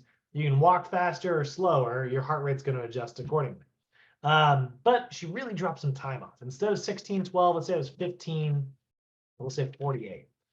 Now, watch these numbers over here. I hit calculate. Her score went up to 37. Now she's average, right? Still qualifying for only a zone 2 routine, but her VO2 max has gone up. Again, a couple weeks later, test her again. Say the heart rate's down to 126, but she's really dropping some time off. 15 minutes and 12 seconds. Score is going up, still in the average category. She loses a couple pounds. Average category. Heart rate drops a little bit lower. Average category. Time goes down. And that's going to put her into the good category.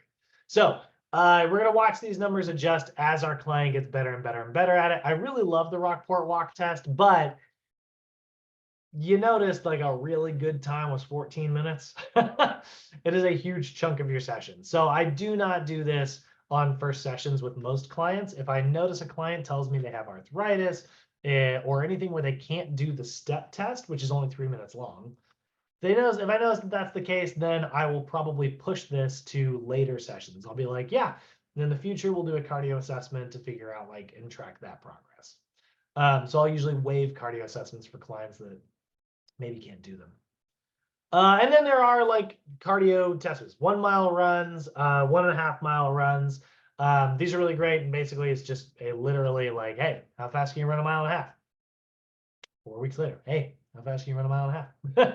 You know, and that's it. It's a race. It's a race against, you know, future you. Also really, really effective. Now, when you're doing these, you do want to pay attention to what everybody calls the talk test. Similar to the RPE method. RPE method is, hey, that was a 7 for me, right? But the talk test is going to break things down into 3 different grades. I can speak comfortably. I can speak uncomfortably. If I speak, I will throw up on you. Okay, those are your 3 zones. So sub-maximal, you basically push your client to a point where it's like, okay, how does this feel? Can you still carry on a conversation? They're like, yep, great. We call that your ventilatory threshold 1. Your VT1 is like, I can talk around this number, you know, any higher than this, I'm going to get out of breath and I don't want to talk anymore, you know. VT2 is where, yeah, it starts to get kind of tough to actually speak, right? And that's the more challenging one. That's getting to, it's still sub-maximal, but you're getting maximal. And then there is technically the VT3, which is the like, hey, how you feeling? And they're like, bleh. Or it's like, hey, how you feeling? They're like, like both of those are okay. Like we're only pushing clients there if it is obviously like a client with really good cardiorespiratory health. So those are some of our assessments that don't have to do with posture. That is cardio stuff, body composition stuff, and then obviously all the subjective data. How you feeling so far, guys? Yep. Good over here. Doing great. Love that. Love that. My painkillers are kicking in, so my throat feels good. We are in a good spot. All right, so let's give you guys a few. I know I'm bleeding a little bit of time here, but I really want to finish that PowerPoint. Let's take 10, and we'll be back at 11 o'clock to do chapter 12, my favorite chapter in the book.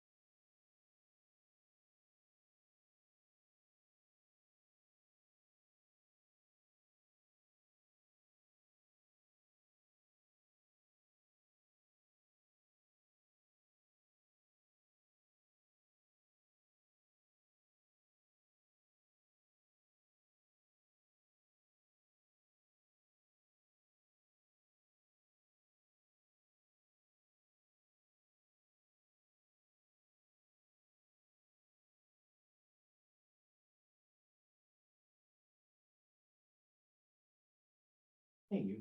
Yeah.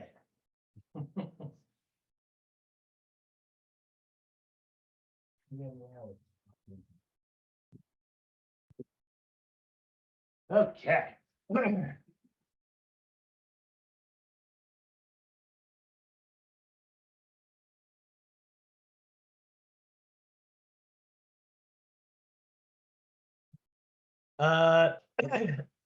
Okay, so we have got chapter 12 here, breaking into the posture stuff. So I'm just gonna really quickly skip over to my other notes. Borrow these.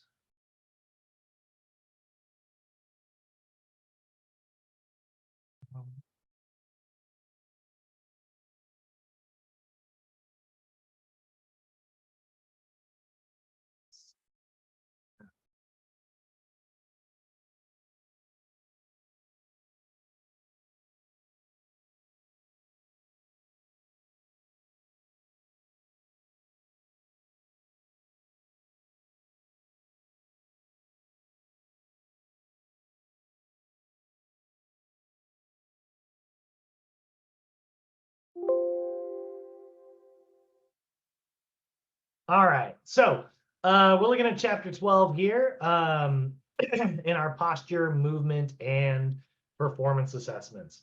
So basically, all of these are going to be how to perform and interpret all of this like postural data that we can gather, right? So basically, when you think about like what a posture assessment is, you have a static version where you are going to basically look at the static alignment of the body. And then we take it one step further by putting a little bit of stress on the body. Then we put a little bit more stress on the body and a little bit more until eventually we find like what muscles are sort of firing in which ways. Obviously, we don't continue putting more and more and more until we are trying to get someone to break down. But like, not everybody is going to have static malalignments. It could be related to performance in specific scenarios. So looking at posture by definition, we're going to say this is the alignment and function of all components of the kinetic chain at any given time. So having the correct posture is going to allow us to move the correct way. And we have two different versions. We have static posture and we have dynamic posture. Static posture being, static alignment when we're just standing there. Dynamic being like things might move improperly when we try to recruit them and go through specific ranges of movement.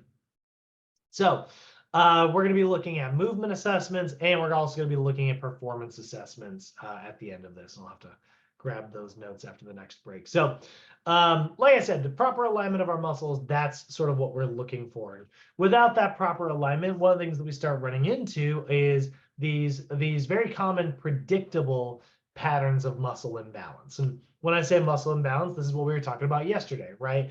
Altered length tension, not yesterday, 2 days ago, altered length tension relationships, right? When a muscle becomes shortened, it's overactive. It's in a partially contracted state. So maybe your client's knees cave in because the adductors are in a shortened state. They don't like to relax when you try to push the knees out during a functional movement. This is often typically going to cause an underactive muscle on the other side of the joint where a muscle becomes lengthened. Maybe the medial glute, which would normally pull the knees out, isn't able to contract because it's being inhibited by those adductors. This can be due to repetitive movements, which is again why we did our interviewing and asked, do you have any repetitive movements in your life? Could be caused by a sedentary lifestyle if somebody is not very physically active, or it could be caused by tissue trauma. Maybe they have an injury or something like that. So there's a lot of these that we're going to look at, and there's two major causes that we're going to see here. One of the big ones is altered reciprocal inhibition.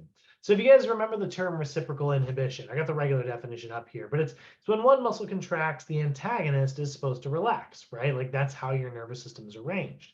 But what happens if that antagonist doesn't relax? What if it just continues contracting? Well, then you have jacked up reciprocal inhibition, which, we don't call it that. We call it altered reciprocal inhibition. But it's where an overactive agonist decreases the neural drive to the antagonist. Now, this can sometimes result in another muscle being really overactive as well. And that could end up being like a synergist, right? So we end up with what's called synergistic dominance, which is where a synergist takes over for a weak or inhibited prime mover. So maybe your synergist is contracting instead of your agonist. And again, that's causing you to move in a way that's dysfunctional and could cause injury. So these are our big problems here, and that's what we're sort of looking for when we do these assessments. So when it comes to a static alignment, static posture, you're going to look through your 5 key kinetic chain checkpoints. That's going to be the foot and ankle complex, the knees, the lumbo-pelvic hip complex, the shoulders, and of course the head and neck. So ideally, your feet should be straight and parallel rather than externally rotated. They shouldn't be flattening. They should have a slight arch to them. Knees should be in line with the second and third toe rather than being caved in or caved out. Pelvis should be level. Shoulders should be level, and the head should be in a neutral position. So these are all the things you're going to see from an anterior view. From a lateral view, we want to make sure that right behind the back of the ear is lining up with the shoulder, which is lining up with the hip, which is lining up with that knob on the side ankle, that lateral malleolus, right? That's going to be a static alignment there. That way we're not seeing rounding of the upper back, arching of the low back, right? We're not seeing an anterior pelvic tilt or a posterior pelvic tilt. We're not seeing internally or rotated or rounded shoulders, and we're not seeing a forward head posture. And from the back, again, we're seeing level hips, level shoulders, and this is a really good place to spot whether or not your client is experiencing that feet flattening. So there are 3 major postural distortions that we're going to see that are probably the most common. One is what we call a pes planus syndrome. Actually, I got to copy these notes from over here. Hold on, I got to put these up here.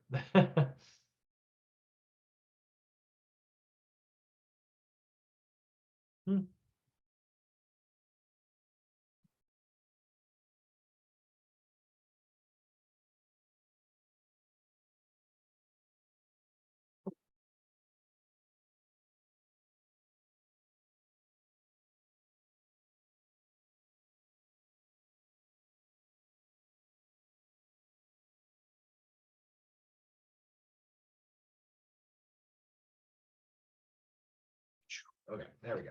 So in our static postural assessments, the 3 we're going to see are pes planus syndrome, lower cross syndrome, and upper cross syndrome. Pes planus is going to be feet flattening and knee valgus. So we're seeing the knees cave in there. Lower cross syndrome is an anterior pelvic tilt, and upper cross syndrome is that upper back rounding and forward head posture. So if you see a client with that pes planus syndrome, this is a static posture where, again, the feet are collapsing inwards. We're seeing excessive eversion. So probably very tight peroneal muscles, really tight calf muscles, right? Externally rotated feet from those tight calf muscles, as well as that biceps femoris is short head, that right behind the back of the knee hamstring muscle. And we're seeing adducted and internally rotated knees. So very much the adductors and probably the TFL, which causes femoral internal rotation. So we're seeing a lot of tightness in those muscles that are kind of pulling us inwards, right? This is characterized by feet collapsing, feet turning out, knees caving in. And so our underactive muscles are going to be those shin muscles, the anterior and posterior sides of the tibialis, your VMO and the quadriceps, the gluteus maximus, which does hip external rotation, the gluteus medius, which does hip abduction. All of those muscles that are going to naturally pull us back to neutral there. We have definitely talked about this before. We take this data and we use it to kind of write our programs, right? So we take a look here, and you can kind of see there's our overactive muscles causing that femoral internal rotation. That's the TFL. The adductors causing adduction. The biceps femoris is causing tibial external rotation, so it swings out in response to that. And then we're seeing the lateral gastrocnemius, soleus, and peroneals causing that foot to externally rotate while also collapsing. So we want to work on stretching out and deactivating some of these overactive muscles. Our underactive muscles, the gluteus maximus, which would do hip external rotation, medius, which would do abduction, medial hamstring, which is going to do that tibial internal rotation, and we've got our medial gastrocnemius, anterior and posterior tibialis, which will hopefully give us that foot external rotation.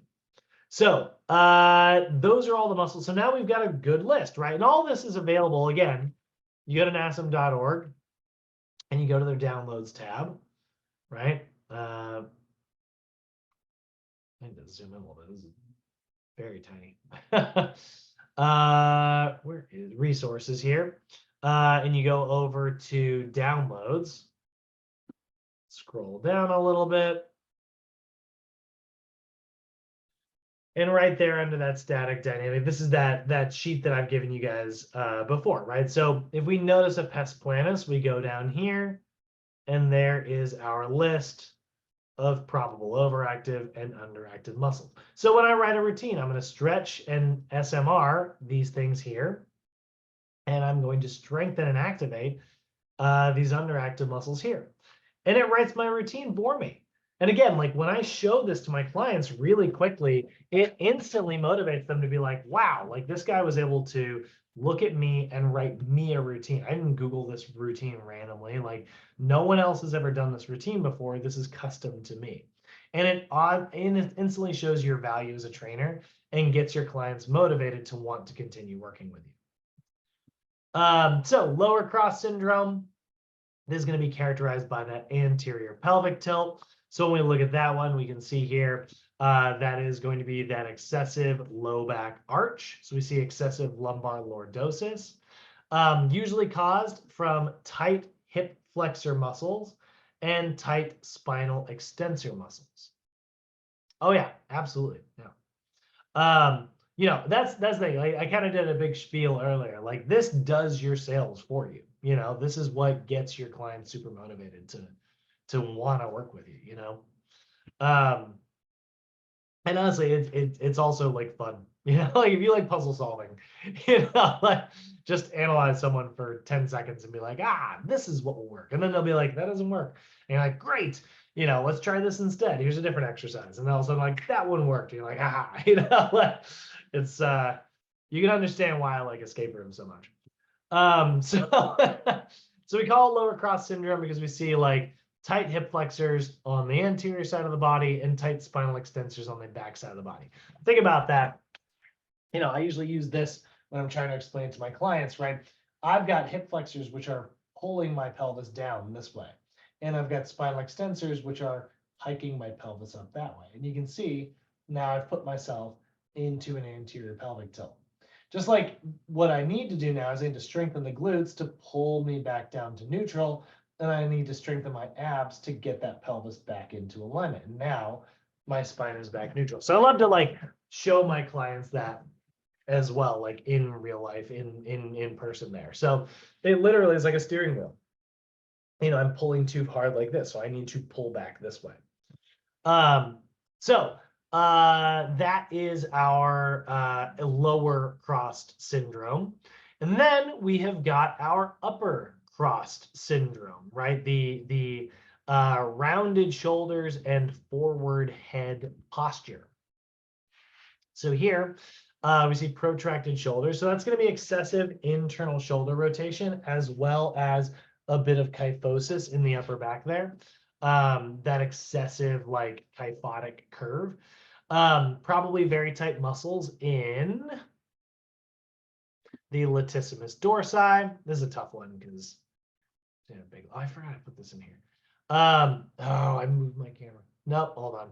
Give me a second to fix that. And the alignment drives me crazy.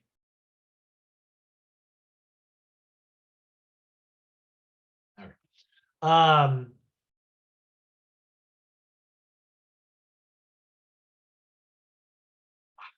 it is. So we are seeing like a tight levator scapula there on the back, sternocleidomastoid and scalenes, real tightness in the neck causing the head to kind of droop forward, and weak deep cervical flexors, which should be stabilizing the head, keeping it on top of our body. In terms of rounded shoulders, we're seeing internally rotated shoulders and a rounded upper back. That's going to cause the pectoralis major, causing internal humeral rotation. Pectoralis minor, causing excessive scapular protraction. Latissimus dorsi, also humeral internal rotation. Teres major, humeral internal rotation. And the coracobrachialis isn't actually quite part of this, but that does cause the elbow to bend and gets a little bit tight. A little bit of shoulder protraction there, slightly. It's not great at it, but a little bit. So we need to get better at scapular retraction and external humeral rotation. So posterior deltoid, all of the middle and lower trapezius and rhomboid muscles, and then obviously our rotator cuff there. Now the rotator cuff, you might be thinking it's like, well, we had humeral internal rotation. Doesn't some of our rotator cuff do internal rotation and externally? It does. Like you can see here, right? That subscapularis muscle, that's in charge of humeral internal rotation. So why would we want to strengthen that? Well, again, that was the muscle that was supposed to be doing the humeral internal rotation, but the lats and the pecs and the teres major all sort of took over. We got a little bit of that synergistic dominance. So it's not always an antagonist muscle. Most of the time. Most of the time you can just jump to the other side of the joint and there's your tight muscle. But sometimes it is a synergist. And so we got to look a little bit deeper there. So those are our 3 static assessments. Just to kind of summarize all that up, I do want to show you just a really brief video kind of going through a really good detailed analysis. Now, this is an old video. I've been showing this since I started this job. There's definitely, I got to probably get some new ones. But if we look at like static posture assessment here, okay.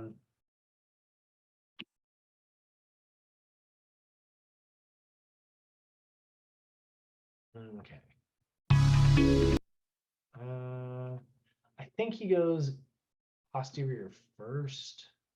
So we'll start.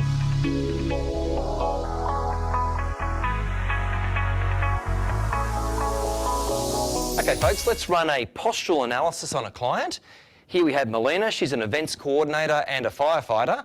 So she's got some posture that's been working nice and hard in her many and varied roles in those careers. We have postural dots over Melina so that you can fairly clearly see what's going on. You may choose to use a plumb bob from a ceiling right down though.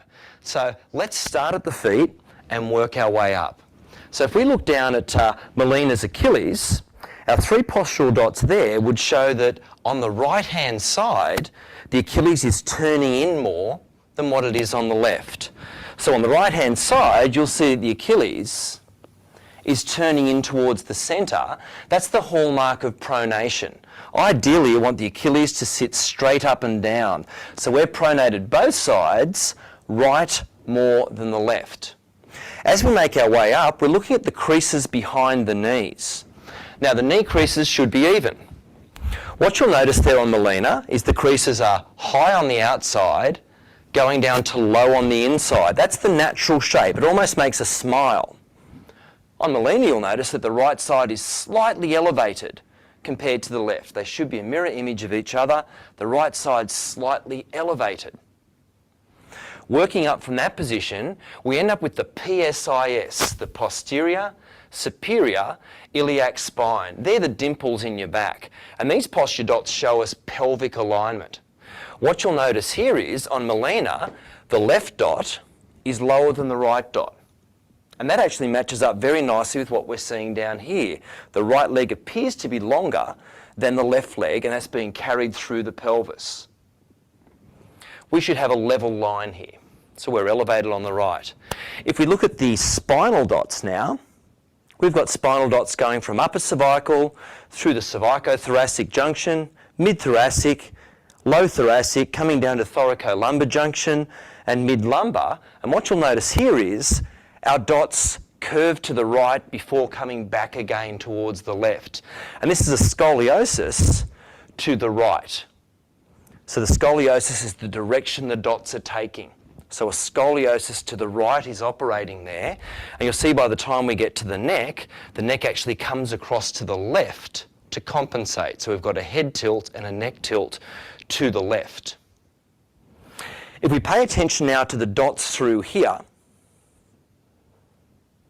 these dots on the scapula are on the inferior border of the scapula, the inferior angle. And the inferior angle should be even from one side to the other. If you cradle your thumbs on the inferior angle and compare the two sides, we can see here quite clearly that the dot on the right is again elevated compared to the dot on the left. So the right is elevated compared to the left. The other thing that we notice here is the medial border of the scapula, so I'm pulling the skin here between the inferior angle and the superior angle of the scapula. That's the medial border. If I compare the distance of the medial border on this left side to the spine compared to the right side to the spine, you'll notice that all the way through, the left side is further away, and that's indicating rounding. That's rounding of the shoulder or rounding of the scapula. One thing you can look at on a client, if they don't actually allow you to take their shirt off and look at their spine, to check out spinal position, have a look at the gap between the arms and the side. Here we see a bigger gap on this left side than what you see on the right side. That's because the spine is curving in that direction. So we see a bigger gap here as Melina twists and shifts across towards that left side to eventually compensate for her scoliosis. So we look for the gap between the elbow and the side. Are they even? All right. So here, nope, stop. Ah? Anyway. So that is our posterior view. Here's the lateral view.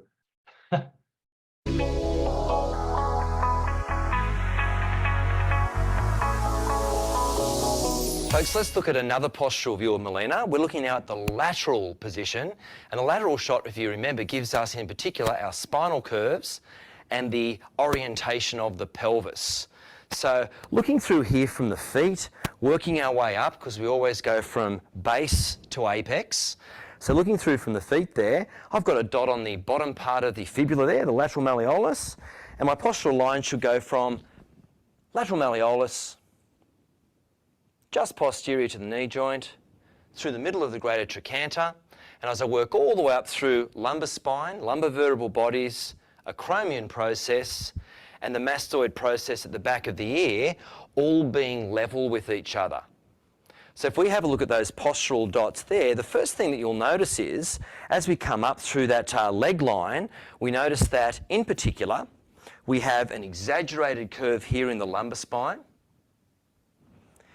Our thoracic curve slightly exaggerates to compensate for it, and the head is slightly forward, in that this postural dot is forward of that postural dot.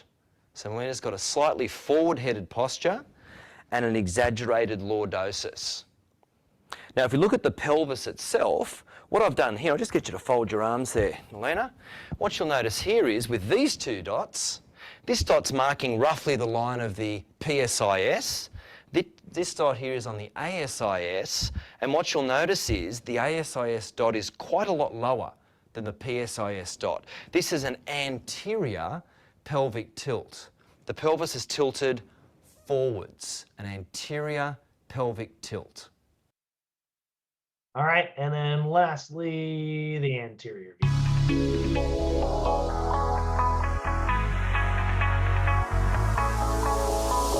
We're now looking at an anterior postural view. We've looked at posterior, lateral, and our last postural view is always anterior. We don't get as much information from the anterior view. Checking this view from bottom to top, so we start at the ground, we work our way up. We're looking at the position of the feet here. Now the feet should be in a position where they are slightly rotated outways, slightly externally rotated. About 15 degrees is what you will normally see in normal position. And what you'll notice here is our right side's rotated out further than our left side. As we work our way up, we're looking here at the knee position. Are the knees knocked? Are the knees bowed? If the knees are knocked, there'll be an obvious closing of this angle here compared to the angle of the ankles. If they are bowed, it'll be separated further here than the ankles. You'll notice on Melina, she's pretty much straight up and down. So there's no knock knees operating there, and there's no bow legs operating there. What we do see though is that the patella on this side looks inways more than it does on the left. And that's coming from hip rotation. So the hip is rotating inways and taking the patella with it. This is also very typical in pronating feet, the flatter feet. Coming up to the pelvis, we've got our ASIS, our anterior superior iliac spines. We're aiming to have those level. Now, as we saw from the back, the right side was elevated compared to the left side. And we can see this carrying through in the front as well. The right side's slightly elevated. Coming up further, the next most important landmark that we can see here is the clavicle. It's a really obvious landmark that we can see at the front. And we're comparing a few things here. We're looking at the distance from the outside of the clavicle to the neck. And if you notice from one side to the other there, you'll see that we have a movement more one side than the other. So if we compared the two sides there, what you'll notice is the neck is closer to the left side than it is to the right side. So the neck is coming across ways. It's coming across towards the left side and carrying part of that scoliosis.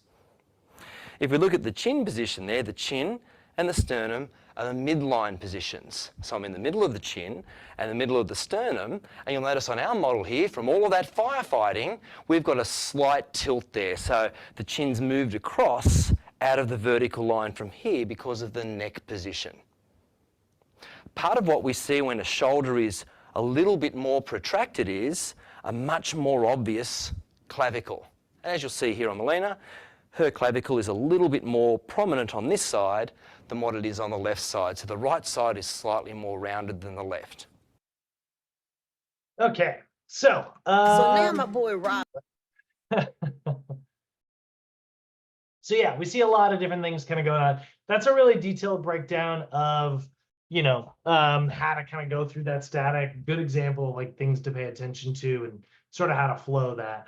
And he kind of gives a very simple breakdown, but like you can see, like he's breaking everything down with explanations for all of us. All three of those videos, about 10 minutes altogether. You're explaining that to your client as you go. Moving through these assessments really shouldn't take all day. And so you can just get a really good example of just being like, so this means this means that, and kind of moving through things. So let's say though, you do a static assessment, and your client looks pretty good, like there's not really a lot of alteration or distortion going on there. So now we got to look for something a little bit more advanced. Well, that's where we start to get into our dynamic posture assessments. So dynamic posture assessments, we're going to see four major ones here. We're going to see the overhead squat. That's probably our favorite. The single leg squat, which takes into account a little bit more effort because obviously balancing on one leg. And then pushing and pulling assessments, also both very, very helpful. So we're finally back on a normal break schedule. Let's give you guys 10 minutes here. We'll come back and wrap things up today.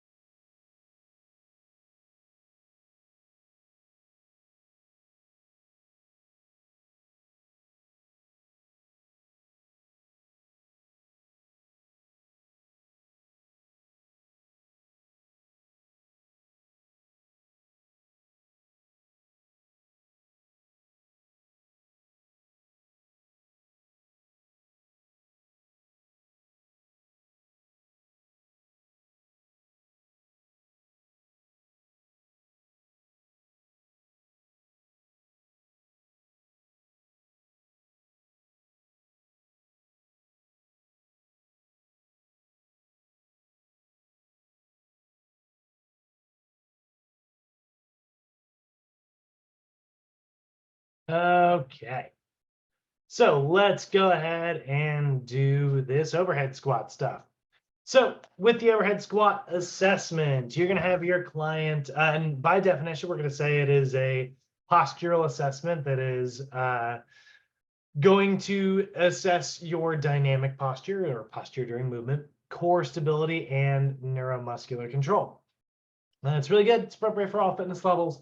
For the most part, some individuals who can't necessarily squat all the way down, you can always use a chair sit to stand assessment. But for the most part, you're going to have your client stand, feet shoulder width apart, toes pointed straight forward, knees in line with the toes, and then they're going to raise their arms up overhead. You can either do like he's doing here, palms towards the ceiling, or you can do palms in a neutral position. That's also okay. And then you're going to have them squat down as if they're sitting back into a chair. And ideally, this is the alignment you are sort of looking for. You know, if we, so you're copying this slide. Sort of look at this here.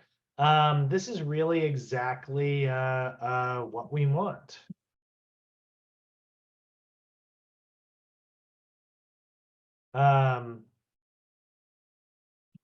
You know, if you look at if the line from his knees going straight down, that is tracking over his second and third toe, which is exactly what we want. His hips are nice and level there, so that's really good. Shoulders are level. If you drew a line from his hips traveling up his shoulders, that would also continue up all the way out his arms. It's pretty good. Draw a line from that lateral malleolus up the knees. That's also pretty good. These are, for the most part, parallel. And that's sort of what we're looking for in an ideal squat, right? We're looking at those 5 key kinetic chain checkpoints: ankle, knee, hips, shoulders, and then a little bit you can learn from the neck, but not really. So from the anterior view, ideally those knees are tracking pretty well. If we see that our clients are feet are turning out, we've got a list of muscles that are probably overactive, usually calf muscles, and a list of muscles that are probably underactive, glutes and knee stabilizers. If the knees are caving in, and usually you don't get one without the other, but we're going to see that that is usually leading to tight adductors, that biceps femoris TFL. So we see a lot of similarities between like our static assessment, feet turn out, knees cave in, and our dynamic assessment, which really shouldn't be that surprising, right? It's the same muscles that are causing these movements.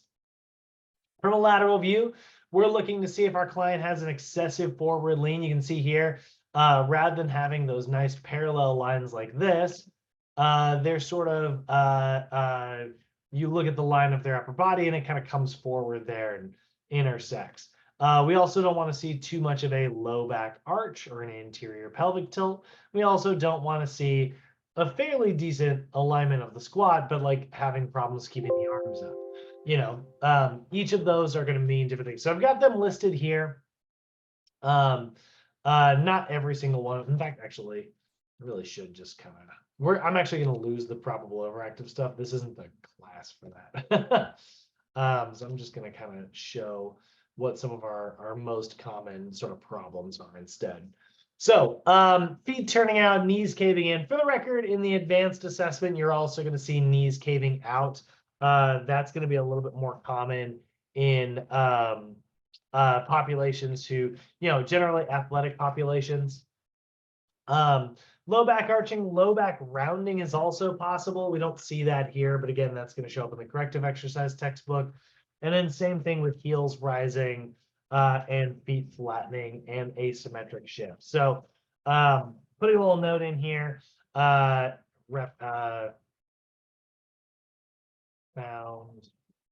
in the corrective exercise text. So those are slightly, you know, more advanced problems that don't make our kind of standard list here. But we go back to that sort of assessment. We're seeing, like, you know, you're basically going to observe these things and check whether or not, you know, the result was like, yes, the feet are turning in or turning out, or knees are caving in, right? And again, that's going to tell you what movement impairments they have, right? You take a look here. Here are some of those lists, right?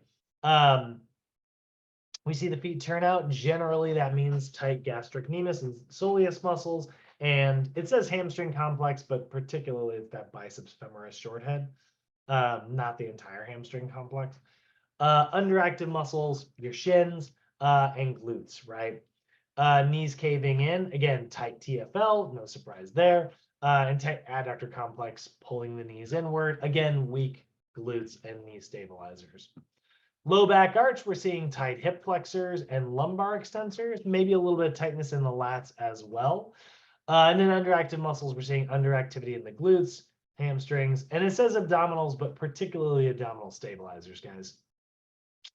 For the excessive forward lean, this is an interesting one because it can have two problems.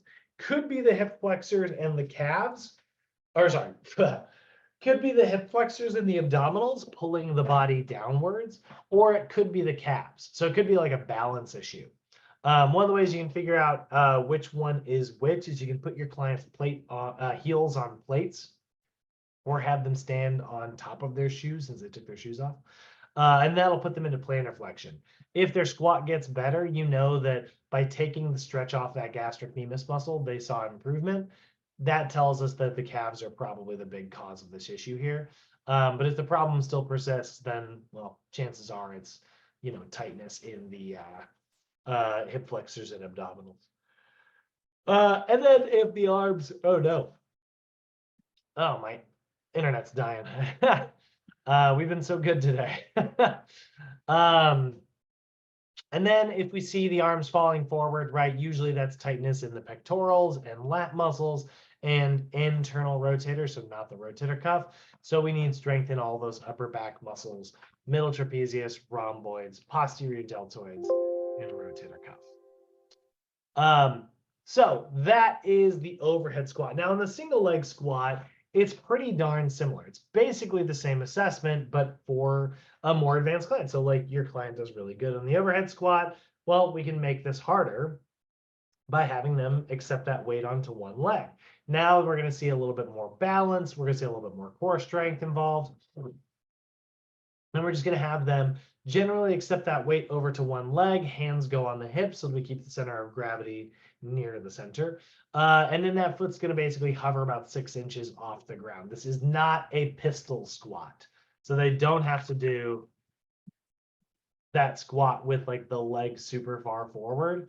Not this version. That is very impressive. We just accept that weight over to one leg. So we're going to have them squat down. And again, we're looking for level shoulders, level hips. And basically on this one, we're going to make sure that our client's knee is not caving in. We're really only looking for one big thing here, and that is if the knee collapses inwards. If it does, it tells us that our client probably has tight adductors. They have a little bit of that knee valgus, and they need to strengthen their glutes to get that knee back into a neutral position. So tight TFL, tight adductor complex, weak glutes, and then weak shin muscles, which also would kind of help with the balance there. I don't think that's quite as important, but it definitely is a little bit. So then from there, let's say we saw what we needed to see from the overhead squat. So now we can take a look at our pushing and pulling assessments. So these are also dynamic posture assessments. And we're going to look to see, is our client compensating by either elevating the shoulders,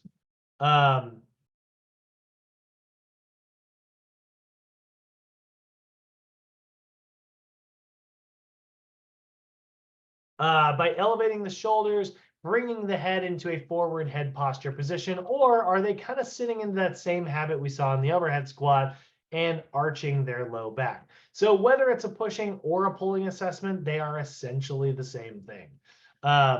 You're going to have your client in the exact same position, and you're looking for the exact same compensations. The only difference is they're going concentrically using the chest, or they're going concentrically using the upper back. So the pushing and pulling assessments are kind of the same thing. They really mean the same thing.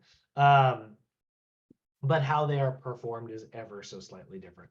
So In the pushing assessment, you're going to have your client on a cable or resistance band machine, feet shoulder width apart, toes pointing straight forward in a straddle position. So front foot is going to be about 1.5 to 2 feet in front of the other leg.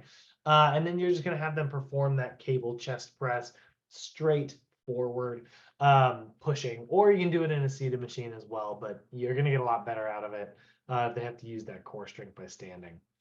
Now we're only going to look from the lateral view here. We don't do an anterior or posterior view. We're just looking from the side. You're going to pick a weight that they can do for about 20 repetitions and have them perform that at a 2-0-2 tempo. You don't have to have them do 20 repetitions. But if you ask them, it's like, hey, do you think you can do 20 of those? And they're like, yeah, probably. The weight is probably a little bit too light. What we're looking for, like I said, we're looking for that low back arch. That's going to mean the exact same thing that it meant in the low back arch on the overhead squat. Shoulders elevating, that's going to lead to upper neck tightness. It means that they're using these muscles rather than their chest muscles. They're having trouble stabilizing in the shoulder joint. Or they're going to have that forward head posture, which is also a neck stabilization problem. So if we see the low back arch, same exact thing as the overhead squat. Tight hip flexors, tight lumbar extensors, weak glutes, weak hamstrings, weak abs. Shoulders elevating, that is going to be all of your neck muscles, upper trapezius, levator scap. And we need to strengthen that lower trapezius to be able to stabilize and keep those shoulders depressed while we move through that range of movement. If the forward head comes posture, we see the levator scap again, but this time also probably the sternocleidomastoid, which actively pulls that head forward. And we need to work on those deep cervical flexors. Now, all of this is exactly identical in the pulling assessment, right? Again, we see feet shoulder width apart, toes pointed straight forward, and they're going to give that a basic standing cable row. Low back arch, shoulders elevate, forward head posture. They all, like I said, mean exactly the same thing. So there's our low back arch. There's our shoulders elevate, and there's our forward head posture. So again, we're seeing lists of muscles that sort of tell us what's going on here. I'm actually going to get rid of those, though, just because it makes these notes really large and unruly. And they are available in better places than this. So that is how to perform all of our dynamic posture assessments. So here's a quick little video. I'm going to take us through one video for each of these that's going to kind of break those down just so you can see it in real time.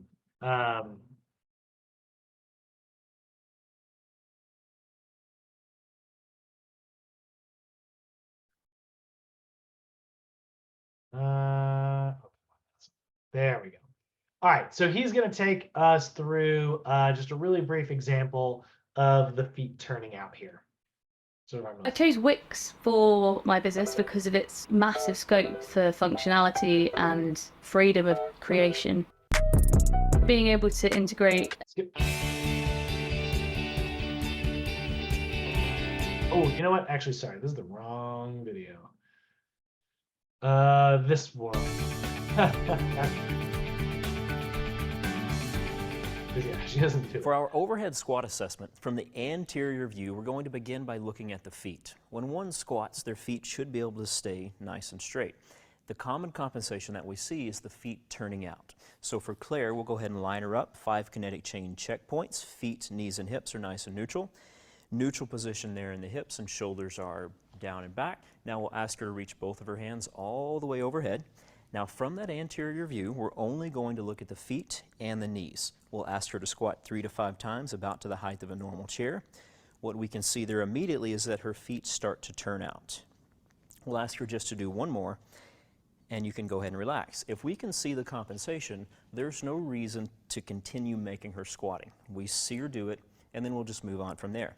Now the muscles that are overactive whenever the feet turn out are the lateral gastrocnemius, the short head of the biceps femoris, and the TFL. Now let's identify those muscles. If you wouldn't mind turning around for me.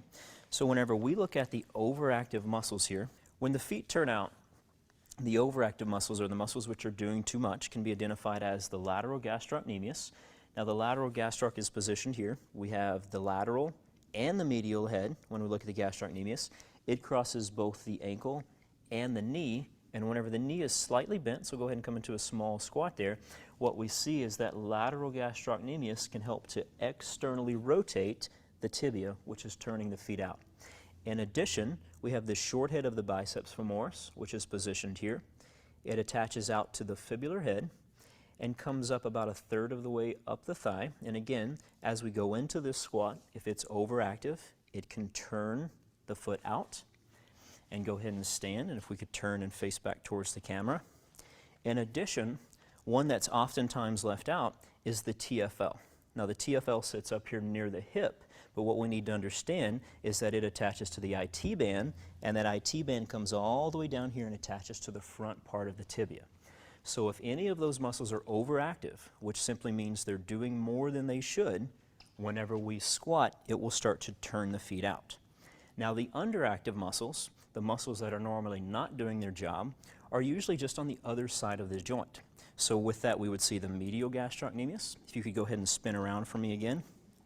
The medial gastrocnemius is going to be here on the inside.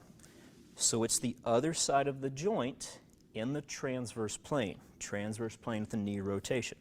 We can also see the medial side of the hamstring becoming underactive, and the glutes can also become underactive. You can go ahead and spin around again. So whenever we see the feet turn out, the areas we would need to foam roll and stretch would be the lateral gastroc, the short head of the biceps femoris, and the TFL. The areas we would need to activate would be the medial gastroc, the medial hamstrings, and the glutes. All right, so there's that. Then we've got our pushing and pulling. I think I like these two.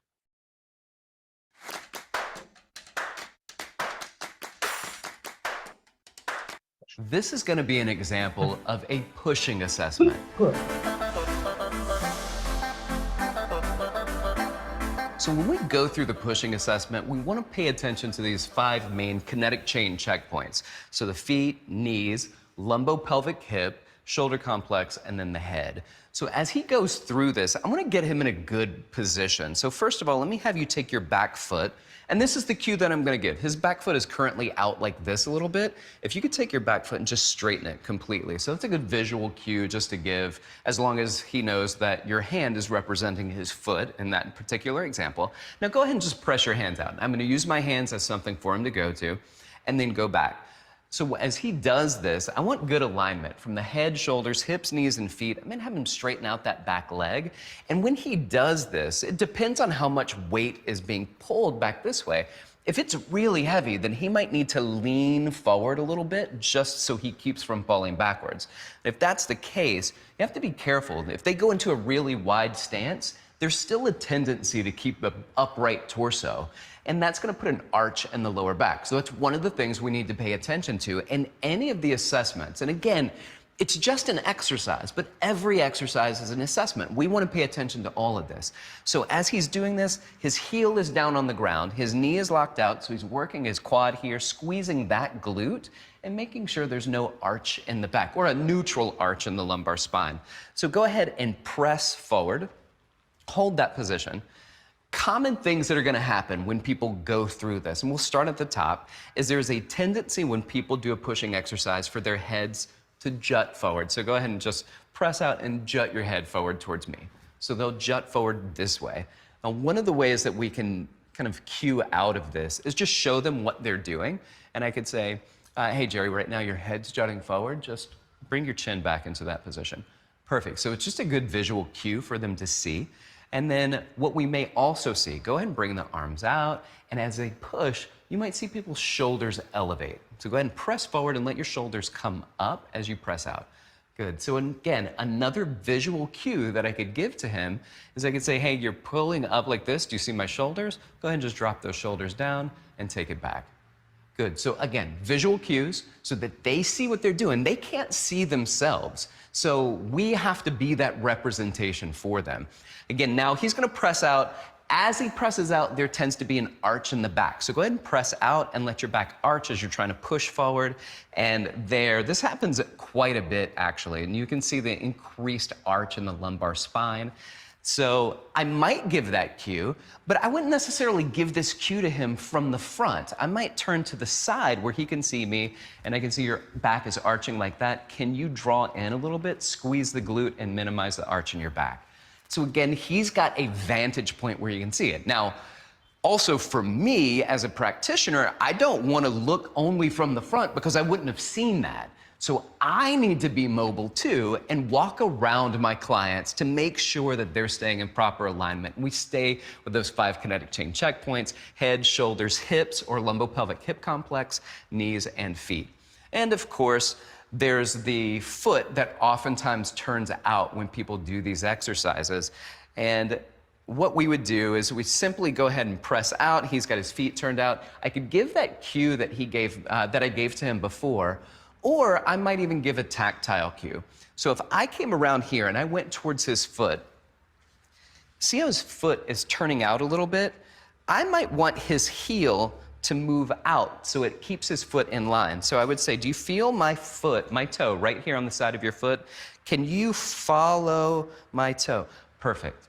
And so it's just a small change, but these are tactile cues that can be really helpful with our clients when they go through these exercises. And I want to minimize tactile cueing because I don't want to work with him and say, keep your face here and turn your head this. And it's not a comfortable position to be in if you're the client. But if I can give those cues and I can talk through it and I can show him what he's doing and I can continue to provide really unintrusive tactile cues, then the client is going to appreciate that more and they're going to have really good form as they continue to work out. So every exercise is an assessment. We want to look at every exercise and assess. As a matter of fact, you don't have to do a separate or very specific assessment for pushing. We can start getting them into their exercises and begin assessing from there. And as we do this, we want to optimize their movement. So every time they do an exercise, they do it in really good form and they're maintaining their alignment each time they exercise. So again, every exercise is an assessment and we assess every exercise. All right, and lastly, the pulling exercise. Here we're going to be doing a pulling exercise. But we're going to use the exercise as a means of assessment. So you don't have to do a specific pulling assessment. We can go ahead and start getting our clients moving and assess from there. So Jerry, I'm going to have you go ahead and begin your rowing exercise. And I might just give some general cues at first and watch him row and see what goes on when he does a row. Now, as he does this, I want to start looking at several things. Let's go through those 5 kinetic chain checkpoints again. I'm going to look at the feet, knees, the lumbopelvic hip complex, the shoulders, and that's the entire shoulder girdle. And then I'll look at the way that the head is positioned on top of that. So let me have you take your feet, and he is a little abducted in both of his feet. So turn your feet completely straight ahead. And we're going to go neutral spine. And let's get a little more pull on this. Reach forward and then pull back.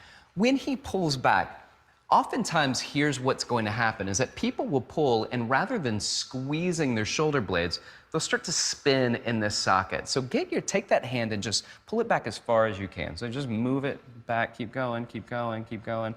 And you can see he's trying to squeeze back. But what's ended up happening is that his scapula is tilting forward. So relax. And do you see how his head starts to jut down? Sometimes clients will pull back really far because they think that that's what you want them to do.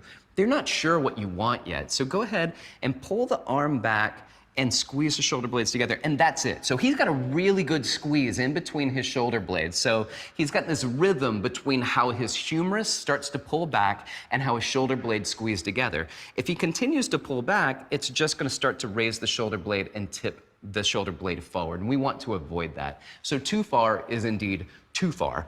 Another thing that also happens is when they do this exercise, they'll jut their head forward. So go ahead and pull back, and as you pull back, they'll either drop the head down, which is a tendency, or shift your head forward like that. So people will shift forward, and it looks like he's trying to win a race right now. So we want to stay away from that as well, because there's Also some dyskinesis going on in the thoracic spine often when we see the head protruding forward or that forward head posture. So in a cue like this, I'd say go ahead and reach your arms back forward. I don't want to necessarily have him do a lot of adjustment in this position because the muscles are really tight. So I may let him come back out and then cue, maintaining a neutral position right there. So go ahead and pull back, but don't let your head come forward. And a cue that I oftentimes give is I'd say, pretend that my hand smells really bad, and I put my hand here, and they tuck their head back, and that's a good cue to get them to realign. So let's go again. One more thing that you're gonna commonly see when people do an exercise, and this is always an assessment, is they row back and you see an arch in their lower back. So a means of trying to get their arms to come back farther when they pull back, or it could also indicate tightness. Yeah, so now he's got this kind of extension here at his thoracolumbar junction. He's elevating his chest really high. You see some rib flare taking place right there, and you get an anterior pelvic tilt starting to happen. So what I can do is I can give the cue where I'm showing him this is what you're doing, and this is what I want to see. And that might be something that truly helps him. Or go ahead and reach your arms back forward. And I could say, keep the belly button drawn in, the abdominals tight. So bracing, abdominal bracing, and then squeeze your glutes too. So that's gonna allow, it's really hard to arch your back when your glutes are squeezed. So go ahead and pull back, squeeze here. Good. And again, he's got a really nice pull between his shoulder blades. His shoulder blades are not lifting, or he's not getting elevation in his shoulder. And again, if he is, I could say, hey, your shoulders are elevated, drop them here, giving a nice visual cue. But always take in this exercise, this pulling exercise, use it as a means of assessment. And through this assessment, I'm not necessarily doing it like an overhead squat assessment. It's just now the opportunity to cue somebody out of it. By no means is this an exhaustive list of what you might see when people do this exercise, and it's certainly not the right way to give a cue. The best cue that you can give someone's the one that works. So whatever cues you have in your toolbox, use that to help people. And if those cues aren't working, find something else. It's never the client's fault that they don't understand what you want with an exercise. We have to be the ones that are always challenging ourselves to help everybody learn how to do the exercise the way that they need to perform it.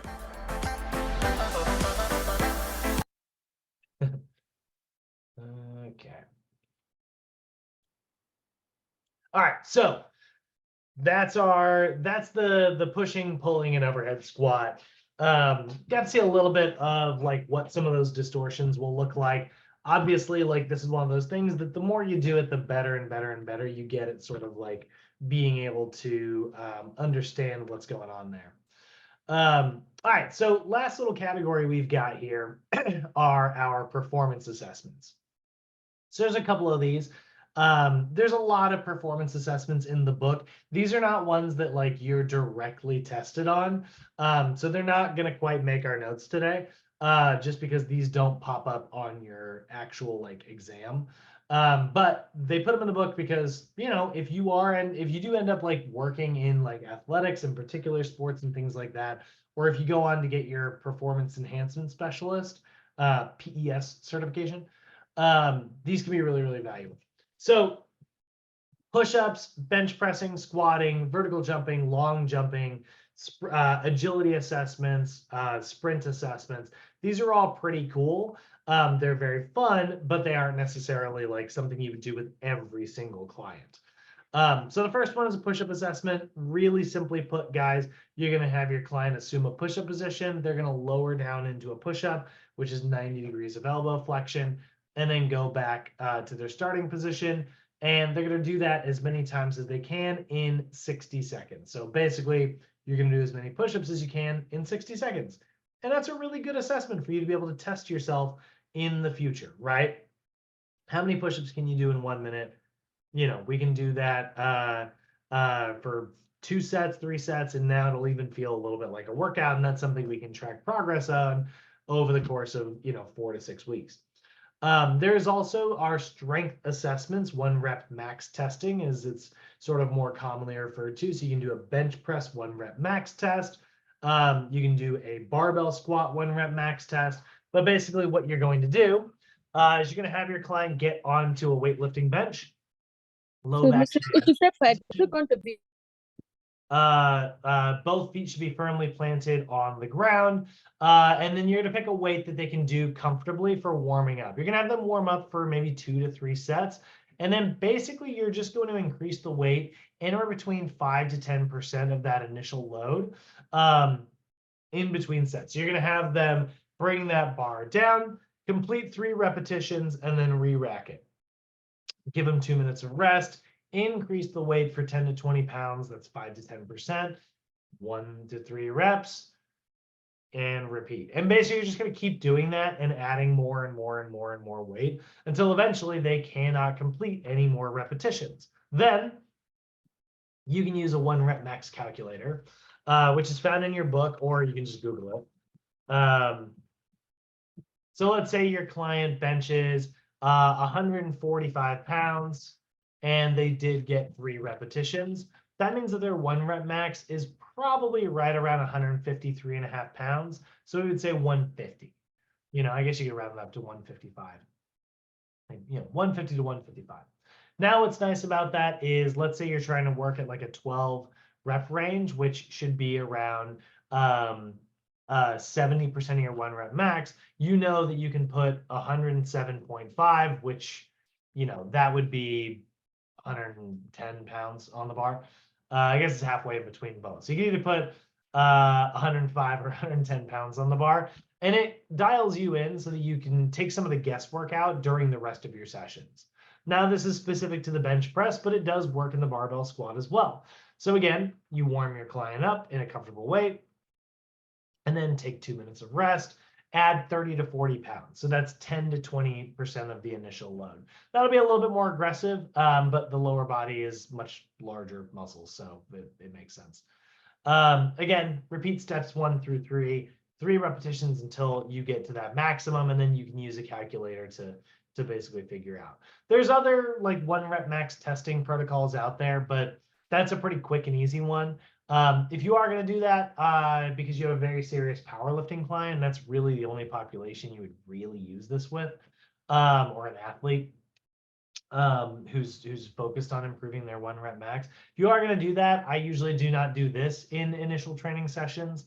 I usually use this and say, all right, next time you show up, our session is basically going to be dedicated to finding your 1 rep maxes in these categories. And I'll make it feel like a workout, where it'll be like 1 heavy bench exercise, 1 heavy squat, bent over row, and probably deadlift. Taking yourself through all 4 of those assessments will probably take your entire hour.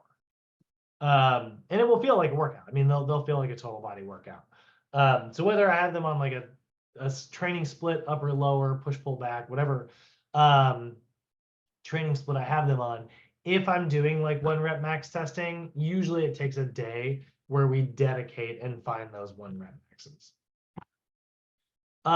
Vertical jump assessments, these are also really good. Again, you're going to need some specialized equipment for this, but it's pretty simple. You're going to have your client do a very, very intense squat where they jump as high as they can.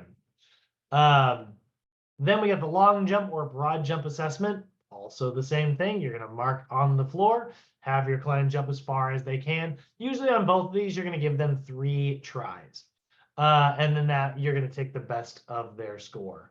You don't necessarily have to have this piece of equipment. You can always do the very old school version where give them a Post-it note and have them slap it on the wall as high as they can.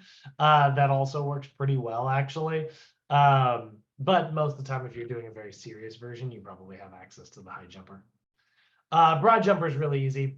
Jump as far as they can, mark it on the floor, measure it, and look for improvements. The left test is one of my favorites. I can never find a good video of this, but the left test, I actually don't. Oh, no. I don't know why it's called the left. I know it stands for something, but this is a really awesome agility assessment. But basically, you are going to have your client sprint between 2 cones that are 20 yards apart. Ugh. How's this one? No. I can never find a good video of this. Okay, so basically what you'll do is you'll have two cones 20 yards apart. Okay, one here and one here, and you're gonna have them sprint, and then they stay facing this way and they backpedal. Then they're gonna face this way, and you're gonna have them karaoke, and then they'll stay facing that way and karaoke back the other way. Karaoke is the grapevine, by the way. That's the one where you go over in the front, under in the back, under in the back, over in the front. Then you're gonna have them do a side shuffle.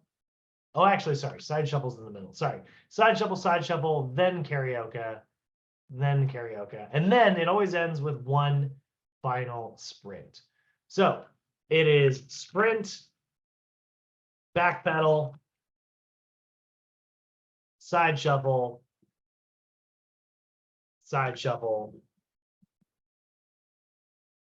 karaoke,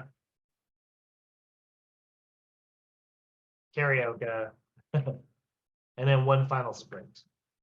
And whew, you will be out of breath by the end of that assessment. And it is awesome. You can also, I guess the textbook version, 10 yards. I like a 20-yard version because it's a little more endurance. But yeah, 10 yards, sprint, backpedal, side shuffle, karaoke, sprint. Awesome assessment. Really good workout too, by the way. Just one of my favorites. Oh, there it is.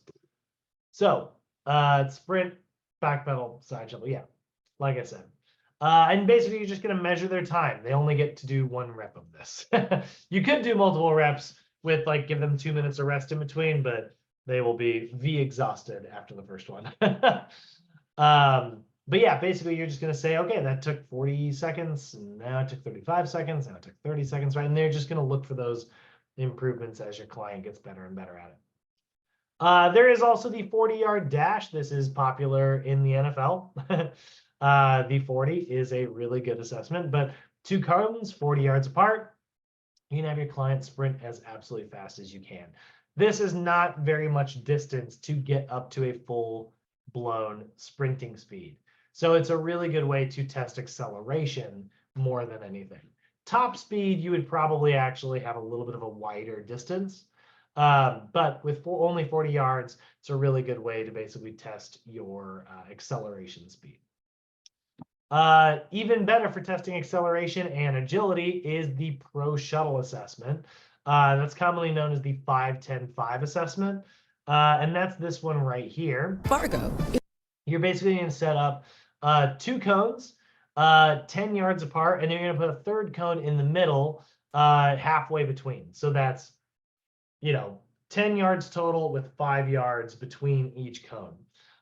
So then what they'll do is they actually start in the middle, and then they are going to sprint to one of the cones, touch that cone with their hand. So they actually reach down and touch. So touch, go to the other side, touch, and then the assessment actually ends when they cross over the middle cone again.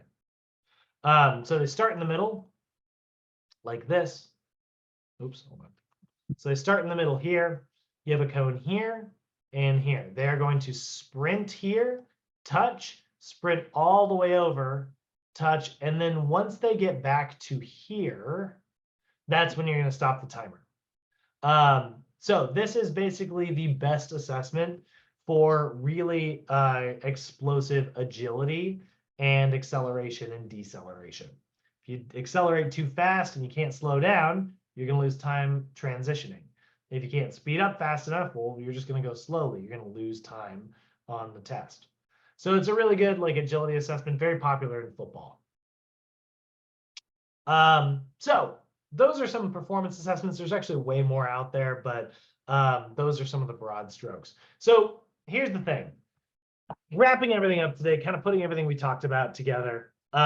When we are sequencing all of this assessment stuff together, right? You got to remember your client's going to walk through the door, you're going to introduce yourself, and you're going to get all of that health screening stuff out of the way. Knock out the PARQ, knock out the general/medical history questionnaire, learn a little bit about your client, and get to having a really good conversation with them so that you can start building that rapport from the get-go. Then before they stand, you want to keep them in their seat because they've been sitting for 5 minutes. Now their heart rate is nice and low, so you can gather their resting heart rate. So get that physiologic resting heart rate assessment. You can get blood pressure if you need it. And then what I like to do is right then and there in front of my clients, I like to break down what their cardiorespiratory zones are and be like, so these are your target heart rate zones. And then later we're going to go do a cardio assessment and figure out which of these you kind of qualify for and how hard we can push you on your cardio routines. I love setting that up ahead of time before I get to my cardio assessments, because like that's really kind of showing that like I'm sequencing and this is all very planned out. From there, before they go onto the gym floor, we're going to start with those anthropometric assessments, body composition, circumference measurements, body weight, BMI, and get all those things tested and written down so that, again, we can test against them later. And now you can choose to move into either posture or cardio. I like to go into cardio next, personally, or you can go straight into the posture. There's a really good argument to be made that like you should do posture first because your client's probably a little stiff because they haven't actually warmed up or exercised first. And that is kind of what you want, not because you are hoping they fail or that they will have bad posture, but if you warm them up, you're fixing their posture and you're not going to observe anything. So you want to see like how they naturally move. So you're actually kind of purposely not warming them up. This is very submaximal testing, by the way. I would normally never advocate for not warming a client up. But I find that flowing into cardio just kind of piggybacks on my conversations better. So I think physiologically, this is a good example of like the science says you should probably go do your posture next. Personally, I have found doing cardio works a little bit better, but that's sort of just a personal opinion. So if we go do our posture assessments, we're going to have them do the overhead squat, the pushing, the pulling, and the single leg squat. Now, here's the thing, guys. Those exercises, you can see what you need to see in 5 to 15 reps of each of them. What I like to do is I want my client to feel like they're getting a little bit of a workout. So I actually like to do 3 sets of about 15 repetitions of each of those regardless. I'll only do that if I find that I'm pacing correctly and I'm on time during my sessions. But sometimes clients come to this first session thinking they're getting a workout, when in reality, we're here to start them off on an assessment so we can figure out how to write them a workout. But I still want to meet their expectations at least halfway. So if I can get their legs a little sore, if I can get their chest a little bit sore, if I can get their back a little bit sore, they're going to feel like they accomplished something in the assessment, even though really the only purpose is that, you know, I kind of just wanted to get their baseline measurements. So I will often do 3 sets of 15 on each of those assessments, even if that's not what's listed in the textbook. And when you do that, it starts to feel pretty tough by the end. Then you move into your cardio assessments. If you're following the textbook, either doing the YMCA step test, the Rockport walk test, or you can even do the 1.5 mile run, depending on like which your client asks for. I would say 9 out of 10 times I'm doing the YMCA step test because it only takes 3 minutes. Then we can run them through any performance assessments we want. If I've got a client who has bad balance, I might do like a STAR excursion test or a Sharks skill test or a Davies test. We did not teach you those today, but I will teach those to you in other classes. But those are very much balance and agility assessments. If I feel like my client is a power lifter, maybe I'll go do a 1 rep max if I've got time for it. I usually don't. If I've got a client who wants to get better at like speed and agility, maybe I'll run them through any of those agility assessments. There's a lot of really interesting assessments that you can do, guys, in the performance category. Don't let it take up your entire session. You need to be cautious with that. You know, we got a lot of different options out there. A lot of times, I don't even necessarily do performance assessments with each client. I like to have plenty of time at the end of the session to get back to the desk, sit them down, present them with what my findings were and say, hey, this is what I saw, this is what it means, right? Here's some exercises that I would do if I were writing a program for you. And I'll sketch them out a really simple workout routine that they can do. That way, if they don't train with me, I still feel like I accomplished something. And if I do that, oftentimes they're like, oh my gosh, can you show me how to do this workout? And I'm like, yeah, every one of those names is Googleable. You don't necessarily need me to show you how to do those, but this is a good routine for you, you know?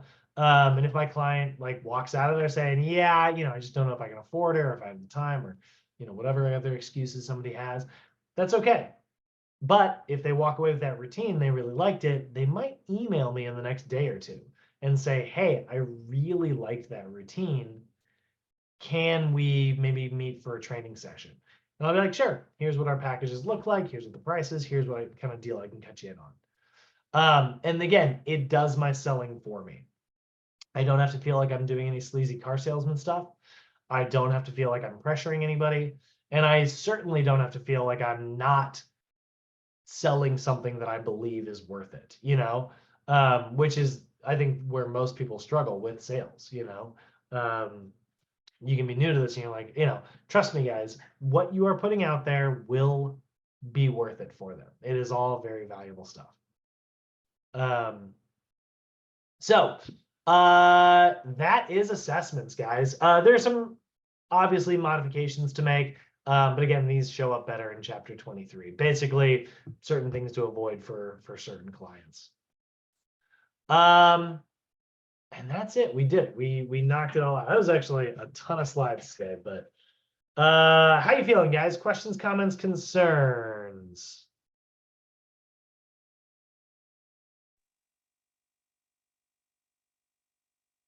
Pretty good. Yeah, that was low key kind of a lot. Yeah, we do this much better in the practicum. I don't expect you to like be able to do all these assessments right now, or anything like that. We're gonna do these in classes where we actually get to practice these concepts and do them. But hopefully that makes it a little bit easier for you to read through these two chapters today, chapters 11 and 12.